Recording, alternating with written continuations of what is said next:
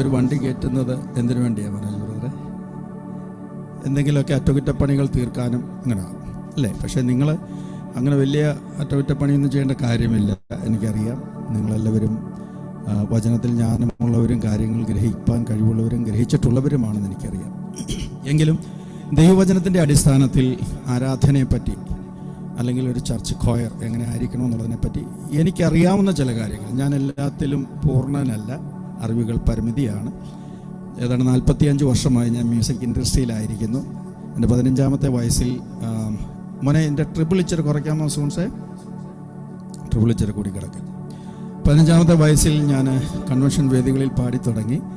1250-ലധികം ക്രിസ്തീയ ഭക്തി ഗാനങ്ങൾ ശക്തരായ പ്രഗത്ഭരായ ഗായകരെ കൊണ്ട് പാടിച്ച് കാസറ്റുകളിലും MP3-യിലും USB-യിലും യൂട്യൂബിലും ആടിയവനൊക്കെ ദൈവം കൃപ തന്നിട്ടുണ്ട്. ലോകത്തിൻ്റെ വിവിധ ഭാഗങ്ങളിൽ കടന്നുപോയി ആയിരങ്ങളെ അഭിമുഖീകരിപ്പാനൊക്കെ ദൈവം ഭാഗ്യം തന്നു. അതൊക്കെ ദൈവം തന്നൊരു പ്രിവിലേജ്, ദൈവത്തിൻ്റെ ഒരു കൃപ എന്ന് ഞാൻ സമ്മതിക്കുന്നു. അതുകൊണ്ട് എനിക്കറിയാവുന്ന മോനെ ഒത്തിരി ട്രിപ്പിൾ കുറഞ്ഞു പോയി, ട്രിപ്പിൾ ഇച്ചിരി കൂട്ടിക്കുക. എനിക്കറിയാവുന്ന മതി കാര്യങ്ങൾ ദൈവവചനത്തിൻ്റെ അടിസ്ഥാനത്തിൽ നിങ്ങളുമായി പങ്കുവയ്ക്കുവാനാണ് ഞാൻ ആഗ്രഹിക്കുന്നത്. ഞാൻ ചില കാര്യങ്ങൾ ഓർപ്പിച്ചതിന് ശേഷം കർത്താവിൻ്റെ ദാസൻ നിങ്ങൾക്ക് വേണ്ടി പ്രാർത്ഥിക്കും. പരിശുദ്ധാത്മസ്നാനം പ്രാപിക്കാത്ത പ്രിയപ്പെട്ടവരുണ്ടെങ്കിൽ അതിനായി ആഗ്രഹിക്കുക. അതിൻ്റെ പ്രാധാന്യവും കർത്താവിൻ്റെ ദാസൻ്റെ മേൽ ദൈവം കൊടുത്ത നിയോഗമനുസരിച്ചുള്ള ശുശ്രൂഷകൾ അവസാന സെഷനിൽ ചെയ്യും. ലാലിച്ചായൻ മീറ്റിങ്ങിൻ്റെ അവസാനത്തേക്ക് എത്തൂ എന്ന് പറഞ്ഞു. പ്രിയ അമ്മാമ്മ ഇവിടെ ഉണ്ടല്ലോ, അമ്മാമ്മയുടെ സാന്നിധ്യത്തിന് ലാലിച്ചാൻ ഇല്ലെങ്കിൽ അമ്മാമ്മയുള്ളതിനാൽ സ്തോത്രം. 27-ാം സങ്കീർത്തനം ദാവീദ് എഴുതുമ്പോൾ അതിന് 5-ാം വാക്യത്തിൽ ഒരു പദം പറയുന്നുണ്ട്, ഞാൻ യഹോവയോട് ഒരു കാര്യം അപേക്ഷിച്ചു, അത് തന്നെ ഞാൻ ആഗ്രഹിക്കുന്നു. എന്താ? യഹോവയുടെ മനോഹരത്വം കാണുവാനും അവൻ്റെ മന്ദിരത്തിൽ ധ്യാനിപ്പാനും എൻ്റെ ആയുഷ്കാലമൊക്കെയും അവൻ്റെ ആലയത്തിൽ പാർക്കേണ്ടതിന് തന്നെ. അല്ലേ? അങ്ങനെയല്ലേ വാക്യം? ആ പദം നമ്മൾ ശ്രദ്ധിക്കണം. അതൊരു സിമ്പിൾ വേർഡല്ല. അത് നിങ്ങൾക്ക് ഒന്നുകൂടെ മനസ്സിലാകാൻ ഞാൻ ഒരിക്കൽ ഡോക്ടർ ബി മുരളീധർ, ബി ആണോ കെ ആണോ? കെ മുരളീധർ പറഞ്ഞ ഒരു ഉദാഹരണം എന്നെ ശരിക്കും സ്പർശിച്ചു. കേരളത്തിലൊരു ഫാമിലി ഫ്ലൈറ്റിൽ കയറിയിട്ടില്ല, ഡിലേ ഇച്ചിരി കുറച്ച് ഫ്ലൈറ്റിൽ കയറിയിട്ടില്ല. അവർക്ക് 10 വയസ്സുള്ളൊരു മകൻ, 8 വയസ്സുള്ളൊരു മകൾ. മകന് ഭയങ്കര പിടിവാശി, എനിക്ക് ഫ്ലൈറ്റിൽ കയറണം, I want to see pilot, എനിക്ക് പൈലറ്റിനെ കാണണം, അവൻ്റെ ആഗ്രഹം. അങ്ങനെ ആ കുഞ്ഞിൻ്റെ ആഗ്രഹം കണക്കിലെടുത്ത ആ കുടുംബം കേരളത്തിലൊരു ഡൊമസ്റ്റിക് ഫ്ലൈറ്റിൽ ടിക്കറ്റ് എടുത്ത് യാത്ര ചെയ്യുവാൻ തുടങ്ങി. അങ്ങനെ ഫ്ലൈറ്റിനകത്തേക്ക് എൻ്റർ ചെയ്ത് കഴിഞ്ഞപ്പോൾ അവൻ്റെ പേരൻസ്, അവൻ്റെ സിസ്റ്ററൊക്കെ പോയി സീറ്റിലിരുന്നെങ്കിലും ഈ 10 വയസ്സുള്ള ബാലകൻ കോക്പിറ്റിൻ്റെ അടുത്ത് തന്നെ നിൽക്കുക. അപ്പം ക്രൂസൊക്കെ അവനെ നിർബന്ധിക്കുന്നുണ്ട് സീറ്റിൽ പോയിരിക്കാൻ. അവൻ പോകുന്നില്ല, അവനിങ്ങനെ തന്നെ നിൽക്കുക. എന്താ പോകാത്തത്? I want to see pilot, എനിക്ക് പൈലറ്റിനെ കാണണം. വലിയ ബഹളമായി.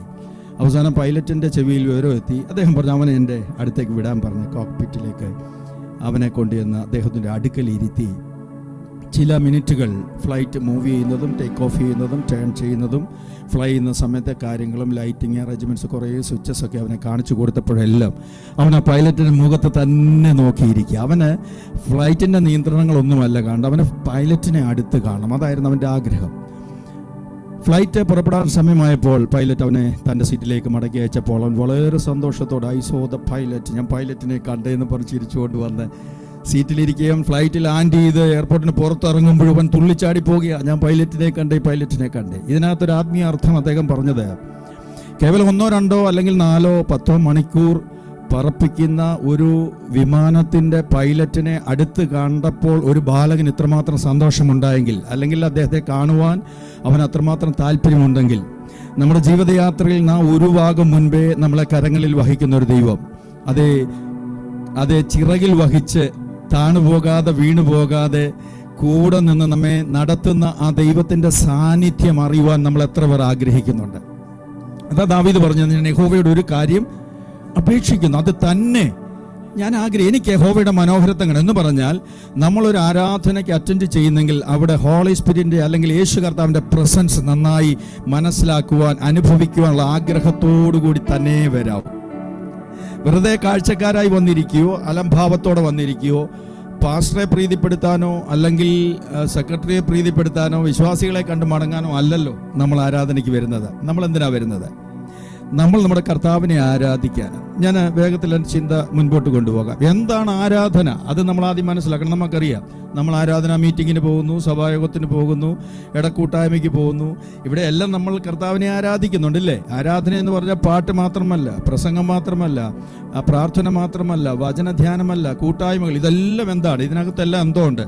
ആരാധനയുണ്ട്. നമുക്ക് ഏകാന്തതയിൽ ഇരുന്ന് ദൈവത്തെ ആരാധിക്കാം. പല നിലകളിൽ ദൈവത്തെ ആരാധിക്കാൻ കഴിയും. പക്ഷേ വചനം പഠിക്കുമ്പോൾ പഴയ നിയമത്തിൽ ദൈവത്തിന് അർപ്പിക്കുന്ന ആരാധനയോടും പൂർണ്ണമായ സമർപ്പണത്തോടും ഏറ്റവും തത്തുല്യമായി കരുതപ്പെടുന്ന ഒരു യാഗമുണ്ട്. ഏതാന്ന് പറയാമോ? ആ യാഗം, പഴയ നിയമത്തിലെ യാഗം ഹോമയാഗമാണ്. Burned offering. ഒല എന്ന ഈ എബ്രായ പദമാണ് അതിന് ഉപയോഗിക്കുന്നത്. എന്ന് പറഞ്ഞാൽ മുകളിലേക്ക് ഉയർത്തുക എന്ന് പറഞ്ഞാൽ പഴയ നിയമ യാഗങ്ങളിൽ മൃഗത്തെ ഖണ്ഡമായി മുറിച്ച് അതിൻ്റെ തോലുരിച്ച് ഖണ്ഡമായി മുറിച്ച് യാഗപീഠത്തിന്മേൽ വെച്ച് ആമേൻ അതിന് തീ കൊടുത്ത് ആ യാഗവസ്തു പൂർണ്ണമായി ദഹിപ്പിച്ച് കഴിയുമ്പോൾ അല്ലെങ്കിൽ ദഹിച്ചുകൊണ്ടിരിക്കുമ്പോൾ അതിൻ്റെ പുക ഉയരങ്ങളിലേക്ക് ആമേൻ പോയി സ്വർഗത്തിൽ ചെന്ന പിതാവ് അതിൻ്റെ സൗരഭ്യ വാസന മണത്ത് നമ്മെ അനുഗ്രഹിക്കുന്നു. ദൈവത്തിന് മൃഗത്തെ കൊല്ലണമെന്നോ യാഗം കഴിക്കണമെന്നോ ഉള്ളതല്ല വിഷയം. പ്രത്യുത നമ്മളോട് പറയുന്ന കാര്യങ്ങൾ അനുസരിക്കുക എന്നുള്ളതാണ്. വചനം പറയുന്നു, അനുസരിക്കുന്നത് യാഗത്തെക്കാളും ശ്രദ്ധിക്കുന്നത് മുട്ടാടുകളും മേധസ്സിനേക്കാളും വലുതാണ്, അല്ലേ? അപ്പോൾ ദൈവസന്നിധിയിൽ ദൈവത്തോട് നമ്മൾ അനുസരണമുള്ളവരായിരിക്കുക എന്നുള്ളത് കൊണ്ടാണ് ഏതൊരു യാഗത്തെയും നമുക്ക് കാണുവാൻ കഴിയുന്നത്. ഇനി ദൈവത്തോടുള്ള ആഴമായ സ്നേഹം, ബഹുമാനം, ഭക്തി, സമർപ്പണം എന്നിവയുടെ പ്രകടനമാണ് ആരാധന, അല്ലേ? നമ്മൾ ദൈവത്തോടുള്ള സ്നേഹം കൊണ്ട് എന്തിനാണ് നമ്മൾ ദൈവത്തെ സ്നേഹിക്കുന്നത്? എന്തിനാ സ്നേഹിക്കുന്നത് ദൈവത്തെ? അപ്പം തരുന്നോണ്ടാണോ? എന്തോ? നമുക്ക് വേണ്ടി കാൽവറിയിൽ ജീവൻ തന്ന യേശു, മറ്റാരും നമുക്ക് വേണ്ടി മരിക്കാനില്ലാതിരുന്ന സ്ഥാനത്ത് നമ്മുടെ പാപങ്ങളെ ശിരസിൽ ഏറ്റുവാങ്ങി മുഴുവലോകത്തെ, അതല്ലേ യേശു കർത്താവിന്റെ സ്നേഹത്തിന്റെ പ്രദർശനശാല എന്ന് പറയുന്നത് കാൽവറി ക്രൂശ. അതാണ് യോഹന്നാൻ 3:16 വായിക്കുന്നത്. തന്റെ ഏകജാതനായ പുത്രനിൽ വിശ്വസിക്കുന്ന ഏവനും നശിച്ചു പോകാതെ നിത്യജീവൻ പ്രാപിക്കേണ്ടതിന് ദൈവം അവനെ നൽകുവാൻ തക്കവണ്ണം ലോകത്തെ സ്നേഹിച്ചു. ലോകത്തെ അത്രയ്ക്ക് സ്നേഹിച്ചെന്ന് വേറൊരു ട്രാൻസ്ലേഷനിൽ കാണുവാൻ കഴിയും. അപ്പോൾ ലോകത്തെ മുഴുവനായിട്ടാണ് കർത്താവ് സ്നേഹിച്ചത്. പെന്തക്കോസുകാരെ മാത്രം സ്നേഹിക്കാനല്ല വന്നത്, ക്രിസ്ത്യാനികളെ മാത്രം സ്നേഹിക്കാനല്ല വന്നത്. ശിഷ്യന്മാരോട് മത്തായി സുവിശേഷത്തിൽ അവസാന ഭാഗത്ത് പറയുന്നത് സകല ജാതികളെയും എൻ്റെ ശിഷ്യരാക്കിക്കൊള്ളാനാണ് പറയുന്നത്. അപ്പം ദൈവം എല്ലാവരെയും സ്നേഹിക്കുന്നു. ആരും നശിച്ചു പോകുവാൻ നമ്മുടെ കർത്താവ് ആഗ്രഹിക്കുന്നില്ല. അതിനകത്ത് കറുത്തവനെന്നോ വെളുത്തവനെന്നോ ധനികനെന്നോ ദരിദ്രനെന്നോ ഒരു നിറവ്യത്യാസമോ ഭാവവ്യത്യാസമോ നമ്മുടെ ദൈവത്തിനില്ല. സകലരെയും ദൈവം സ്നേഹിക്കുന്നു. കാരണം സകലരും ദൈവത്തിന്റെ സൃഷ്ടികളാണ്. സ്തോത്രം. അതുകൊണ്ട് ആരാധനയ്ക്കകത്ത് ആഴമായ സ്നേഹം ദൈവത്തോടുണ്ടാകണം. അതുപോലെ തന്നെ ബഹുമാനം ആവശ്യമാണ്, ഭക്തി ആവശ്യമാണ്, സമർപ്പണം ആവശ്യമാണ്. ഇതിൻ്റെ എല്ലാം പ്രകടനമാണ് ആരാധന എന്ന് പറയുന്നത്. 2-ാം സങ്കീർത്തനത്തിൽ ഒരു വാക്യമുണ്ട്, ഭയത്തോടെ യഹോവയെ സേവിപ്പീൻ, വിറയലോടെ ഘോഷിച്ചുല്ലസിപ്പീൻ. അങ്ങനെ ഘോഷിച്ചുല്ലസിക്കാൻ നിങ്ങൾ ആരെങ്കിലും കണ്ടിട്ടുണ്ടോ? ഘോഷിച്ചുല്ലസിക്കാൻ നമുക്കറിയാം, വിറയലോടെ. അപ്പം അതൊരു ഭയത്തിൻ്റെ ഒരു അടയാളമാണ് അവിടെ കാണുന്നത്. നമ്മൾ ദൈവത്തെ എന്ത് ചെയ്യണം? ഭയപ്പെടണം. പലർക്കും ദൈവത്തെക്കാൾ കൂടുതൽ ഭയം ആരെയാ? ആണ് പിശാചെന്ന് പറയുന്നുണ്ട് അവിടെ. നമ്മൾ പിശാചിനെ ഭയപ്പെടേണ്ടവരാണോ? ഞാനിവിടെ വന്ന 1-ാം ദിവസം സജീവൻ പാസ്റ്റർ പറഞ്ഞല്ലോ, ഞാനൊരു സ്വപ്നം കണ്ടെന്ന്. സ്വപ്നമല്ല, ലിറ്ററലി അതൊരു ദർശനം. എനിക്ക് ഫീൽ ചെയ്തതാ. ജനലിനകത്തൂടെ കൈയിട്ട് എൻ്റെ ജീവിതത്തിൽ ആദ്യമായിട്ടുണ്ടായത് ഒരു അന്ധകാര ശക്തി എൻ്റെ വലത് കൈക്ക് പിടിച്ച് തിരിച്ചു. ഞാൻ പെട്ടെന്ന് ഉണർന്ന് എഴുന്നേറ്റ് യേശുവിൻ്റെ രക്തത്തിൽ ആശ്രയിച്ച് അതിനെ ശ്വാസിച്ച് ഓടിച്ചു. പിന്നെ ഇതുവരെയും വന്നിട്ടില്ല എന്ന് പറഞ്ഞാൽ ഞങ്ങളിവിടെ വന്നത് പിശാചിന് ഇഷ്ടപ്പെട്ടില്ലെന്ന്. അതാ അതിൻ്റെ അർത്ഥം.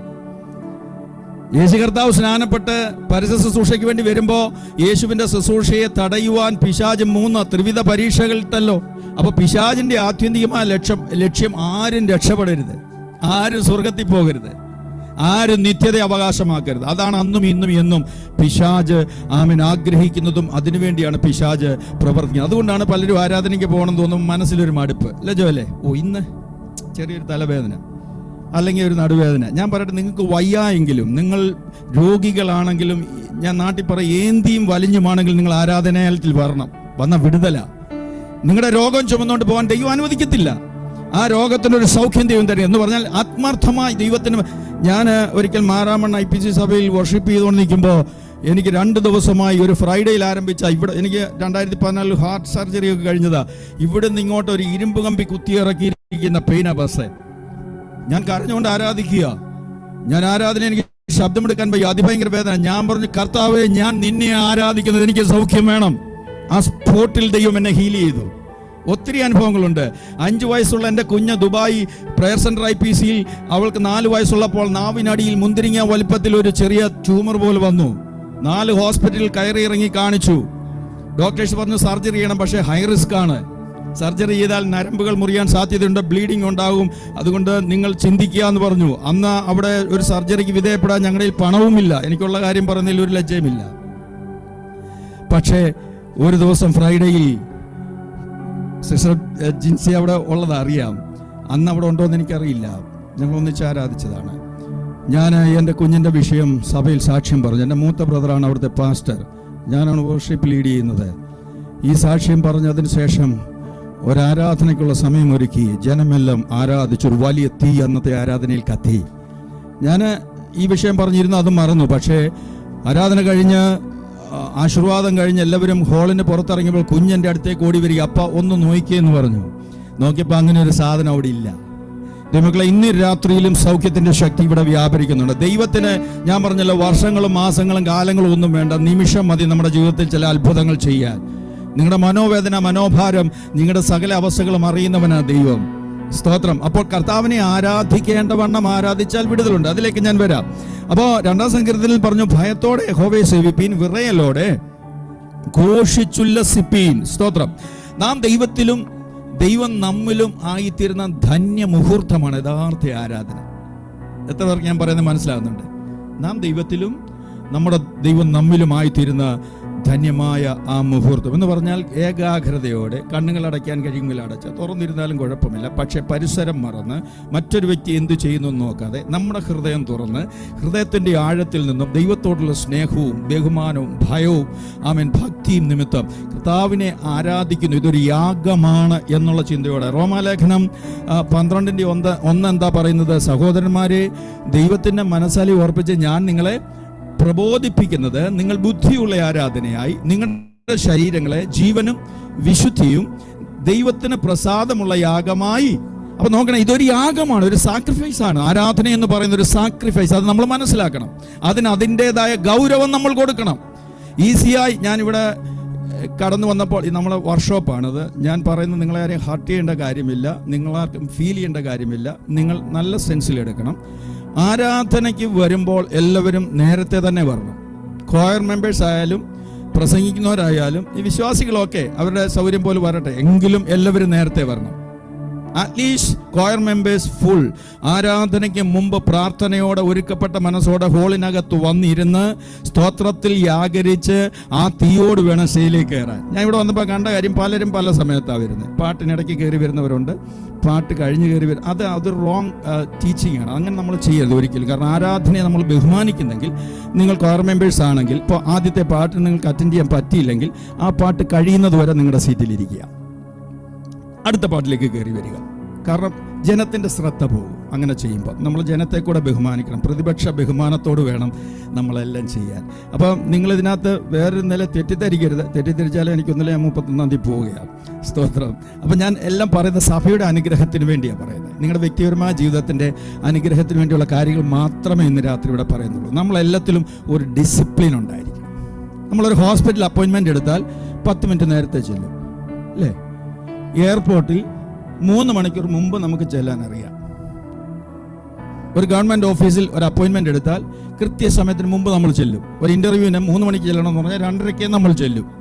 പക്ഷേ ഇന്ന് ആഗോള വ്യാപകമായി നാം കണ്ടുകൊണ്ടിരിക്കുന്നൊരു കാര്യം, ദൈവസന്നിധിയിൽ മാത്രം മനുഷ്യൻ ഉപേക്ഷ വിചാരിക്കുക, കൃത്യസമയത്ത് വരത്തില്ല. ഞങ്ങളുടെ മാരാമൺ IPC സഭയിൽ 8:15 ആരാധന തുടങ്ങും. 8:10 350-400 വിശ്വാസികൾ ഹോളിനകത്ത് കയറും. അല്ലെ പാസ്റ്റർ വഴക്ക് പറയും. ആ ആരാധനയോട് ആദ്യോട് അന്തം നമ്മൾ പങ്കെടുക്കണം. അതിൻ്റെ ഗൗരവം നമ്മൾ കൊടുക്കണം. എന്താണ് ആരാധന എന്ന് മനസ്സിലാക്കണം. ഇതൊരു സാക്രിഫൈസ് ആണ്, അല്ലേ? ഒരു യാഗമാണ്. ആ യാഗം ദൈവം പ്രസാദിക്കണമെങ്കിൽ അതിൻ്റെതായ ഗൗരവം ഉണ്ടാകണം, അതിൻ്റെതായ സീരിയസ്നെസ് വേണം. അതിൻ്റെ പുറകിൽ പ്രാർത്ഥന ആവശ്യമാണ്, അതിൻ്റെ പുറകിൽ ഹൃദയത്തിൻ്റെ ഒരുക്കം ആവശ്യമാണ്, വിശുദ്ധി ആവശ്യമാണ്. വിശുദ്ധിയോടുകൂടി വിശുദ്ധനായ ദൈവത്തിൻ്റെ സന്നിധിയിൽ നമ്മൾ കടന്നു ചെല്ലണം. ദൈവം വിശുദ്ധനാകിയാൽ നാമും വിശുദ്ധരാകുവീൻ. അശുദ്ധിയിൽ പ്രസാദിക്കുന്ന ദൈവമല്ല നമ്മുടെ ദൈവം. അപ്പം നമ്മുടെ ജീവിതത്തിൽ അറിഞ്ഞും അറിയാതെയും പല തെറ്റുകളും കുറ്റങ്ങളും ഒക്കെ വന്നേക്കാം. പക്ഷേ ആരാധനയ്ക്ക് വേണ്ടി നാം കടന്നു വരുന്ന ഭവനത്തിൽ വെച്ച് തന്നെ പ്രാർത്ഥിച്ച കുറവുകളെല്ലാം യേശുവിൻ്റെ രക്തത്താൽ കഴുകി ശുദ്ധീകരിക്കപ്പെട്ട മനസ്സോടെ, പ്രാഗൽഭ്യമുള്ള മനസ്സോടുകൂടി വേണം നമ്മളിവിടെ വരുവാൻ, ആരാധനാലയത്തിൽ ആരാധനയ്ക്കായി കടന്നു വരുവാൻ എന്നുള്ള കാര്യം നമ്മൾ വളരെ ശ്രദ്ധാപൂർവം അത് ആചരിപ്പാൻ ഇടയായി തീരണം. ഇനി ആരെയാണ് ആരാധിക്കേണ്ടത് നമുക്ക് എല്ലാവർക്കും അറിയാം. ആരെയാ ജിൻസിയെ ആരാധിക്കേണ്ടത്? ദൈവത്തെ. ലൂക്കോസ് 4:18 പറയുന്നു, നിന്റെ ദൈവമായ കർത്താവിനെ നമസ്കരിച്ച് അവനെ മാത്രമേ. നിങ്ങൾ കഴിയുമെങ്കിൽ നോട്ട് എഴുതിയെടുത്ത റെഫറൻസ് എങ്കിലും എഴുതിയാൽ നല്ലതാ. നിങ്ങൾക്ക് പിന്നെ അല്ലെങ്കിൽ റെക്കോർഡ് ചെയ്യുന്നുണ്ടോ മോനെ? ഇല്ലല്ലോ, ഒന്നും ചെയ്യുന്നില്ല. ഇത് വായുവിൽ അങ്ങ് പോവാണ്. നിങ്ങൾ ശ്രദ്ധിച്ച് കേട്ടോ, ചെയ്യുന്നുണ്ട് അല്ലേ? ഓക്കെ. അപ്പോൾ ലൂക്കോസ് 4:8 പറയുന്നു, നിന്റെ ദൈവമായ കർത്താവിനെ നമസ്കരിച്ച് അവനെ മാത്രമേ ആരാധിക്കാവൂ. നമുക്ക് അങ്ങനെ പറയാൻ കാര്യം, ഇന്ന് പലരും പലതിനെ ആരാധിക്കുന്നുണ്ടല്ലോ. ഫിലിം ആക്ടേഴ്സിനെ ആരാധിക്കുന്നവരുണ്ട്, സിംഗേഴ്സിനെ ആരാധിക്കുന്നവരുണ്ട്. ഇതുവരെ ഒന്നും ആരാധിക്കാൻ നമുക്ക് വചനം പ്രമാണം തരുന്നില്ല. ആരാധനയ്ക്ക് യോഗ്യൻ ഒരുവൻ മാത്രം. നിങ്ങൾ ചർച്ചിലെ പാസ്റ്ററെ ആരാധിക്കണ്ട, ഇവിടെ വരുന്ന അനോയിന്റഡ് ശുശ്രൂഷകന്മാരെ ആരെ ആരാധിക്കണ്ട, നമ്മുടെ ജീവിതത്തിലുള്ള ഒരു സമ്പത്തിനെ നമ്മൾ ആരാധിക്കണ്ട. സകലത്തിലും ഉപരി നമുക്ക് ആരാധിപ്പാൻ യോഗ്യനായവൻ ഒരുവൻ മാത്രമേ ഉള്ളൂ. അവനാണ് സ്വർഗത്തിൽ വസിക്കുന്ന നമ്മുടെ കർത്താവ്. സറാഫുകൾ 2 കൊണ്ട് പറന്നു നിന്ന്, 2 കൊണ്ട് പാദം മൂടി, 2 കൊണ്ട് മുഖം മൂടി. ഒരുത്തൻ എന്തിനാ മുഖം മൂടുന്നത്? കർത്താവിന്റെ തേജസ്സിനെ അവരുടെ കണ്ണുകൾ കൊണ്ട് കാണാൻ കഴിയാത്തതുകൊണ്ട് അവൾ മുഖം മൂടുകയാണ്. മുഖം മൂടി നിന്ന തേജസ്ധാരിയായ കർത്താവിനെ യോഹന്നാൻ ശ്ലീഹ പത്മോസീപിൽ കണ്ടു. കാലുകൾ ഉലയിൽ ചുട്ടുപഴിപ്പിച്ച വെള്ളോട്ടിന് സദൃശനായവൻ, തലയും മുടി ഹിമം പോലെ വെളുത്തവൻ, കണ്ണുകൾ അഗ്നിജ്വാലയ്ക്കൊത്തുള്ളത്. ആ ദർശനം കണ്ടപ്പോൾ അവൻ അടിച്ചു തെറ്റി താഴെ പോയി, ബോധം കെട്ടുപോയി. യേശുവിന്റെ ദർശനം ആരൊക്കെ കണ്ടിട്ടുണ്ടോ അവരെല്ലാം ബോധം കെട്ട് നിലത്ത് പോയ ചരിത്രമാണ് വേദപുസ്തകം പഠിപ്പിക്കുന്നത്. നമ്മളൊക്കെ പ്രാർത്ഥിക്കാറുണ്ട്, കർത്താവ് നിന്റെ ഒരു എൻകൗണ്ടർ, ഒരു ദർശനം എനിക്ക് ഉണ്ടാകണമേ. യഥാർത്ഥമായ 2 എൻകൗണ്ടർ നമുക്കുണ്ടായ നമ്മുടെ ഫിലമെന്റ് അടിച്ചു പോകും, സത്യമാണ്. അപ്പോൾ നമ്മുടെ ബ്രെയിനിനും നമ്മുടെ മാനുഷിക ബുദ്ധിക്കും നമ്മുടെ ആ സിറ്റുവേഷനും അനുസരിച്ചുള്ള നില മാത്രമേ കർത്താവ് നമുക്ക് വെളിപ്പെടുത്തുള്ളൂ. സ്തോത്രം. വചനം എങ്ങനെ പഠിപ്പിക്കുന്നത്? വേഗത്തിൽ മുന്നോട്ട് പോകട്ടെ. ഇനി എങ്ങനെ ആരാധിക്കണം, ആരെ ആരാധിക്കണം എന്നുള്ളത് നമ്മൾ കണ്ട്. ആരെ ആരാധിക്കേണ്ടത്? നിന്റെ ദൈവമായ കർത്താവിനെ നമസ്കരിച്ച് അവനെ മാത്രമേ ആരാധിക്കാവൂ. ആരൊക്കെയാണ് ആരാധിക്കേണ്ടതെന്ന് ചോദിച്ചാൽ 180 സങ്കീർത്തനത്തിന്റെ 6-ാം വാക്യത്തിൽ കാണുന്നുണ്ട്, ജീവനുള്ളതൊക്കെയും യഹോവയെ സ്തുതിക്കട്ടെ. മറ്റൊരു ഭാഗത്തൊരു വാക്യം വേണ്ട, മരിച്ചവരും മൗനതയിൽ ഇറങ്ങിയവരാരും യഹോവയെ ആരാധിക്കുന്നില്ല, സ്തുതിക്കുന്നില്ല. നാമോ ഇന്നു മുതൽ എന്നേക്കും യഹോവയെ സ്തുതിക്കും. അപ്പോൾ ജീവനുള്ളതൊക്കെയും യഹോവയെ സ്തുതിക്കട്ടെ എന്നുള്ളതാണ് ദൈവത്തിന്റെ വചനം. ഇനി എങ്ങനെ ആരാധിക്കണമെന്നുള്ളത് നമുക്കറിയാം. പൂർണ്ണ മനസ്സോടെ, പൂർണ്ണ ശക്തിയോടെ, പൂർണ്ണ ആത്മാവോടെ, അല്ലേ? പൂർണ്ണമായിരിക്കണം ആരാധന. അപൂർണമായ ആരാധന ഒരിക്കലും ദൈവം ആഗ്രഹിക്കില്ല. അതാണ് ലേവ്യ പുസ്തകം 1:1 മുതൽ വായിക്കുമ്പോൾ അവിടെ വളരെ വ്യക്തമായി പറയുന്നുണ്ട്, നിങ്ങളിൽ ഒരുവൻ ഒരു ആടിനെയോ കാളയോ യാഗമായി അർപ്പിക്കുന്നെങ്കിൽ ആണിനെ അർപ്പിക്കണം. അങ്ങനെ അർപ്പിക്കുന്നെങ്കിൽ ഊനമില്ലാത്തതിനെ അർപ്പിക്കണം. ഊനമില്ലാത്ത യാഗത്തിലെ കാഴ്ചയില്ലാത്തതോ മുടന്തിയതോ ഒരു ചെവിയില്ലാത്തതോ കേൾവിയില്ലാത്തതോ അങ്ങനെയുള്ള ഒരു മൃഗത്തെയും ദൈവത്തിന് യാഗമായി അർപ്പിക്കുവാൻ പ്രമാണമില്ലെങ്കിൽ, ഇന്ന് രാത്രി ഒരു കാര്യം മനസ്സിലാക്കണം, നമ്മുടെ ചത്തതും ചതഞ്ഞതുമായ സ്തോത്രവും സ്തുതിയൊന്നും ദൈവത്തിന് വേണ്ട. എത്ര പേർ നിങ്ങൾ അംഗീകരിക്കുമെന്ന് എനിക്കറിയത്തില്ല. കർത്താവിനൊരു സ്തുതി കൊടുക്കുന്നെങ്കിൽ ജോയലെ അത് ഊനമില്ലാത്തതായിരിക്കണം. നമ്മുടെ ഹൃദയത്തിന്റെ ആഴത്തിൽ നിന്നും അവനോടുള്ള സ്നേഹവും ആ ബഹുമാനവും ഭക്തി നിമിത്തം കർത്താവെ ഞാൻ നിന്നെ സ്തുതിക്കുന്നു എന്ന് പറയുന്ന ഒരു യാഗം ദൈവത്തിന് പ്രസാദകരമായി തീരണമെങ്കിൽ അത് ഊനമില്ലാത്തതായിരിക്കണം. ഉറക്കം തൂങ്ങിയും കോട്ടുമായിട്ട് കൊണ്ടുള്ള സ്തോത്രവും സ്തുതിയൊന്നും ആർക്ക് വേണ്ട? കർത്താവ് ഒന്നും ആഗ്രഹിക്കുന്നില്ല. ദൈവം ഏറ്റവും ബെസ്റ്റേ ആഗ്രഹിക്കുന്നുള്ളൂ. ഏറ്റവും ബെസ്റ്റാണ് ദൈവത്തിന് കൊടുക്കേണ്ടത്. ചിലർ ഓഫറിങ് ഇടുന്നത് ചൗണ്ട നോട്ടാണ്. പലരും നിങ്ങൾ പറഞ്ഞു കേട്ടിട്ടുള്ള കീറിയതിടാറുണ്ട്. ഞങ്ങളുടെ അവിടെയൊക്കെ മുറിഞ്ഞു പോയ നോട്ടിടും, ഒട്ടിച്ചിട്ടോളാം, 2 പീസായിട്ടിടും. പഴയ 10 പൈസ 50 പൈസയൊക്കെ ഇടും, ക്ലാവ് പിടിച്ചത്. ആർക്ക് കൊടുക്കുക? പണ്ടൊരു അപ്പച്ചൻ പറയണ, കോഴി പോലും കൊത്താത്ത നിന്റെ 50 പൈസ ചാവി എൻ്റെ കയ്യിലുണ്ട്, വേണം. കോഴി പോലും കൊത്താത്ത നിന്റെ 50 പൈസ ദൈവത്തിന് കൊടുക്കുക പറയുന്ന ഒരു VT ജോസഫ് പാസ്റ്റർ ഉണ്ടായിരുന്നു. അപ്പൊ കർത്താവിന് കൊടുക്കുന്നത് എന്തായാലും അത് ബെസ്റ്റായിരിക്കണം. നിങ്ങളുടെ ജീവിതത്തിൽ ഒരു നന്മ ദൈവം തന്നാൽ നിങ്ങൾ അതിനകത്തുനിന്ന് 1 കിലോ റൈസ് മേടിക്കുന്നതിന് മുമ്പ് തന്നെ അതിന്റെ ദശാംശം കർത്താവിന് വേണ്ടി കൊടുക്കാൻ പഠിക്കണം. ഞാൻ ദുബായിൽ ജോലി ചെയ്യുമ്പോൾ 93-ൽ എൻ്റെ സാലറി 700 റിയാൽസ് ആയിരുന്നു. ഞാൻ കൊമേഴ്സ്യൽ ആർട്ടിസ്റ്റായിട്ട് കയറുമ്പോൾ എനിക്ക് കിട്ടിയ സാലറി 700 റിയാൽസ്.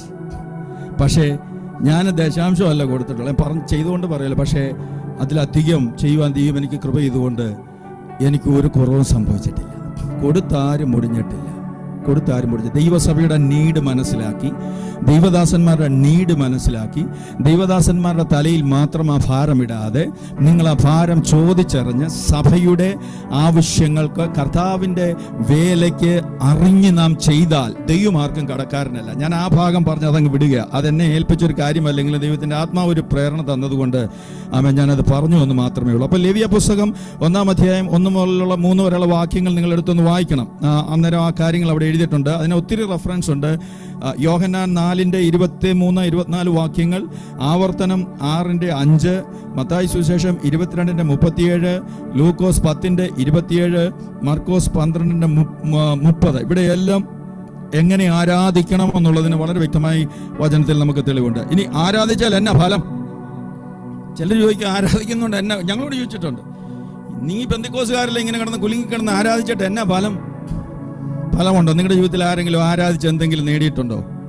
സത്യം പറഞ്ഞാൽ മതി. ആരാധന കൊണ്ട് എന്തെങ്കിലും ബെനിഫിറ്റ് നിങ്ങളുടെ ജീവിതത്തിലുണ്ടോ? ഉണ്ടായിട്ടുണ്ടോ ഇല്ലയോ? അത് പറഞ്ഞാൽ മതി. ഉണ്ട്. ആരാധിക്കുന്നുണ്ടോ നമ്മളൊക്കെ ഇന്ന് ജീവനോട് ഇരിക്കുന്നത്? ആരാധനയുടെ മഹത്വം നമ്മൾ തിരിച്ചറിയണം. സ്തോത്രം. ഈ സാംസ് 71:23 ഒരു വാക്യമുണ്ട്. ഞാനത് പല വേദികളും ഉദ്ധരിക്കുന്നതാണ്. ചിലരുടെ ആരാധന, നമ്മൾ ആരാധിക്കുന്ന ആരാധന ദൈവത്തിന് വേണ്ടി മാത്രമുള്ളതാണെന്നാ ചിന്ത. ദൈവത്തിന് വേണ്ടി മാത്രമൊന്നും ഉള്ളതല്ല ആരാധന, നമുക്കൂടെ വേണ്ടിയാണ്. അതാ ദാവീദ് പറയുന്നത്, ഞാൻ നിനക്ക് സ്തുതി പാടുമ്പോൾ എൻ്റെ അധരങ്ങളും നീ വീണ്ടെടുത്ത എൻ്റെ പ്രാണനും ഘോഷിച്ചാനന്ദിക്കും. അപ്പൊ ആർക്കൊക്കെയാണ് എൻ്റെ ബെനിഫിറ്റ്? ഇന്ന് നാവ് ചലിപ്പിക്കാൻ കഴിയുന്നുണ്ടോ? ഒരു സന്തോഷവും സമാധാനവും നമ്മുടെ ഉള്ളത്തിലുണ്ടോ? സ്തോത്രം. അപ്പൊ ഞാൻ നിനക്ക് സ്തുതി പാടുമ്പോൾ ദാവീദ് പറയുക, ആമേൻ, എൻ്റെ അധരങ്ങളും നീ വീണ്ടെടുത്ത എൻ്റെ പ്രാണനും ഘോഷിച്ചാൻ. ദൈവസന്നിധിയിലല്ല നമുക്കൊരു ആനന്ദം ഇല്ല. ഈ ലോകം തരുന്ന ആനന്ദവും സമാധാനവും ഒന്നും ശാശ്വതമല്ല. ദൈവം തന്ന സമാധാനം നമുക്കുള്ളത് കൊണ്ട് ആ പ്രതിസന്ധിയുടെ നടുവിലും നമ്മൾ സൂയിസൈഡ് ചെയ്യാത്തത്. നമുക്ക് വിഷയമില്ലാഞ്ഞിട്ടല്ല. എത്രയോ പേർ ജീവിതം അവസാനിപ്പിക്കാൻ കൊതിച്ചവർ ഇതിനകത്തിരിപ്പുണ്ട്. പക്ഷെ ഞാൻ പറയട്ടെ, നിന്നെ നിലനിർത്തിയിരിക്കുന്ന നിന്റെ കഴിവും എടുക്കൊന്നുമല്ല, ദൈവസമാധാനം നിന്റെ ഉള്ളിലുള്ളത് കൊണ്ടാ, ദൈവത്തിലൊരു പ്രതീക്ഷ നിങ്ങൾക്കുള്ളത് കൊണ്ടാ. ഇന്നല്ലെങ്കിൽ നാളെ ദൈവം എൻ്റെ ജീവിതത്തിൽ ഒരു അത്ഭുതം ചെയ്യുമെന്നുള്ളൊരു പ്രതീക്ഷയും വിശ്വാസവും നമുക്കുള്ളത് കൊണ്ടാ നമ്മൾ നിലനിന്ന് പോകുന്നത്. അപ്പൊ കർത്താവിനെ ആരാധിക്കുമ്പോൾ നമ്മുടെ ജീവിതത്തിലും വലിയ വിടുതലുകൾ സംഭവിക്കുക. ആമേൻ. ആരാധിച്ചുള്ള ഫലം വളരെ വ്യക്തമായി നമുക്ക് അപ്പോസ്തല പ്രവൃത്തിയിൽ കാണാം. അപ്പോസ്തല പ്രവൃത്തി 16:25 കാരാഗ്രഹത്തിൽ ബന്ധനസ്ഥനായിരുന്ന പൗലോസും ശീലാസും ആമത്തിൽ അവരുടെ കൈകാലുകൾ പൂട്ടിയിട്ടിട്ടും അർദ്ധരാത്രിയിൽ അവർ പാടുവാനും സ്തുതിക്കുവാനും തുടങ്ങി. സംഭവം ചരിത്രം നമുക്കറിയാം. ഞാൻ കൂടുതൽ ആ ഭാഗം വിശദീകരിക്കേണ്ട ആവശ്യമില്ല. പക്ഷേ അവർ അപ്പോസ്തലന്മാരുടെ ഉള്ളിൽ ചൂട് പിടിച്ചപ്പോൾ അവരുടെ ആരാധനയെ കാരാഗ്രഹത്തിന്റെ ചങ്ങലകൾക്ക് ബന്ധിക്കാൻ കഴിഞ്ഞില്ല. അവരുടെ കാലിനെയും കരങ്ങളെയും മാത്രമേ അധികാരികൾക്ക് ബന്ധിക്കാൻ കഴിഞ്ഞുള്ളൂ. പക്ഷെ അവരുടെ ഉള്ളിൽ പകർന്ന ശക്തിയെ ബന്ധിക്കാൻ ആർക്കും കഴിയത്തില്ല. അതാ വചനം പറയുന്നത്, വചനത്തിന് ബന്ധനമില്ല.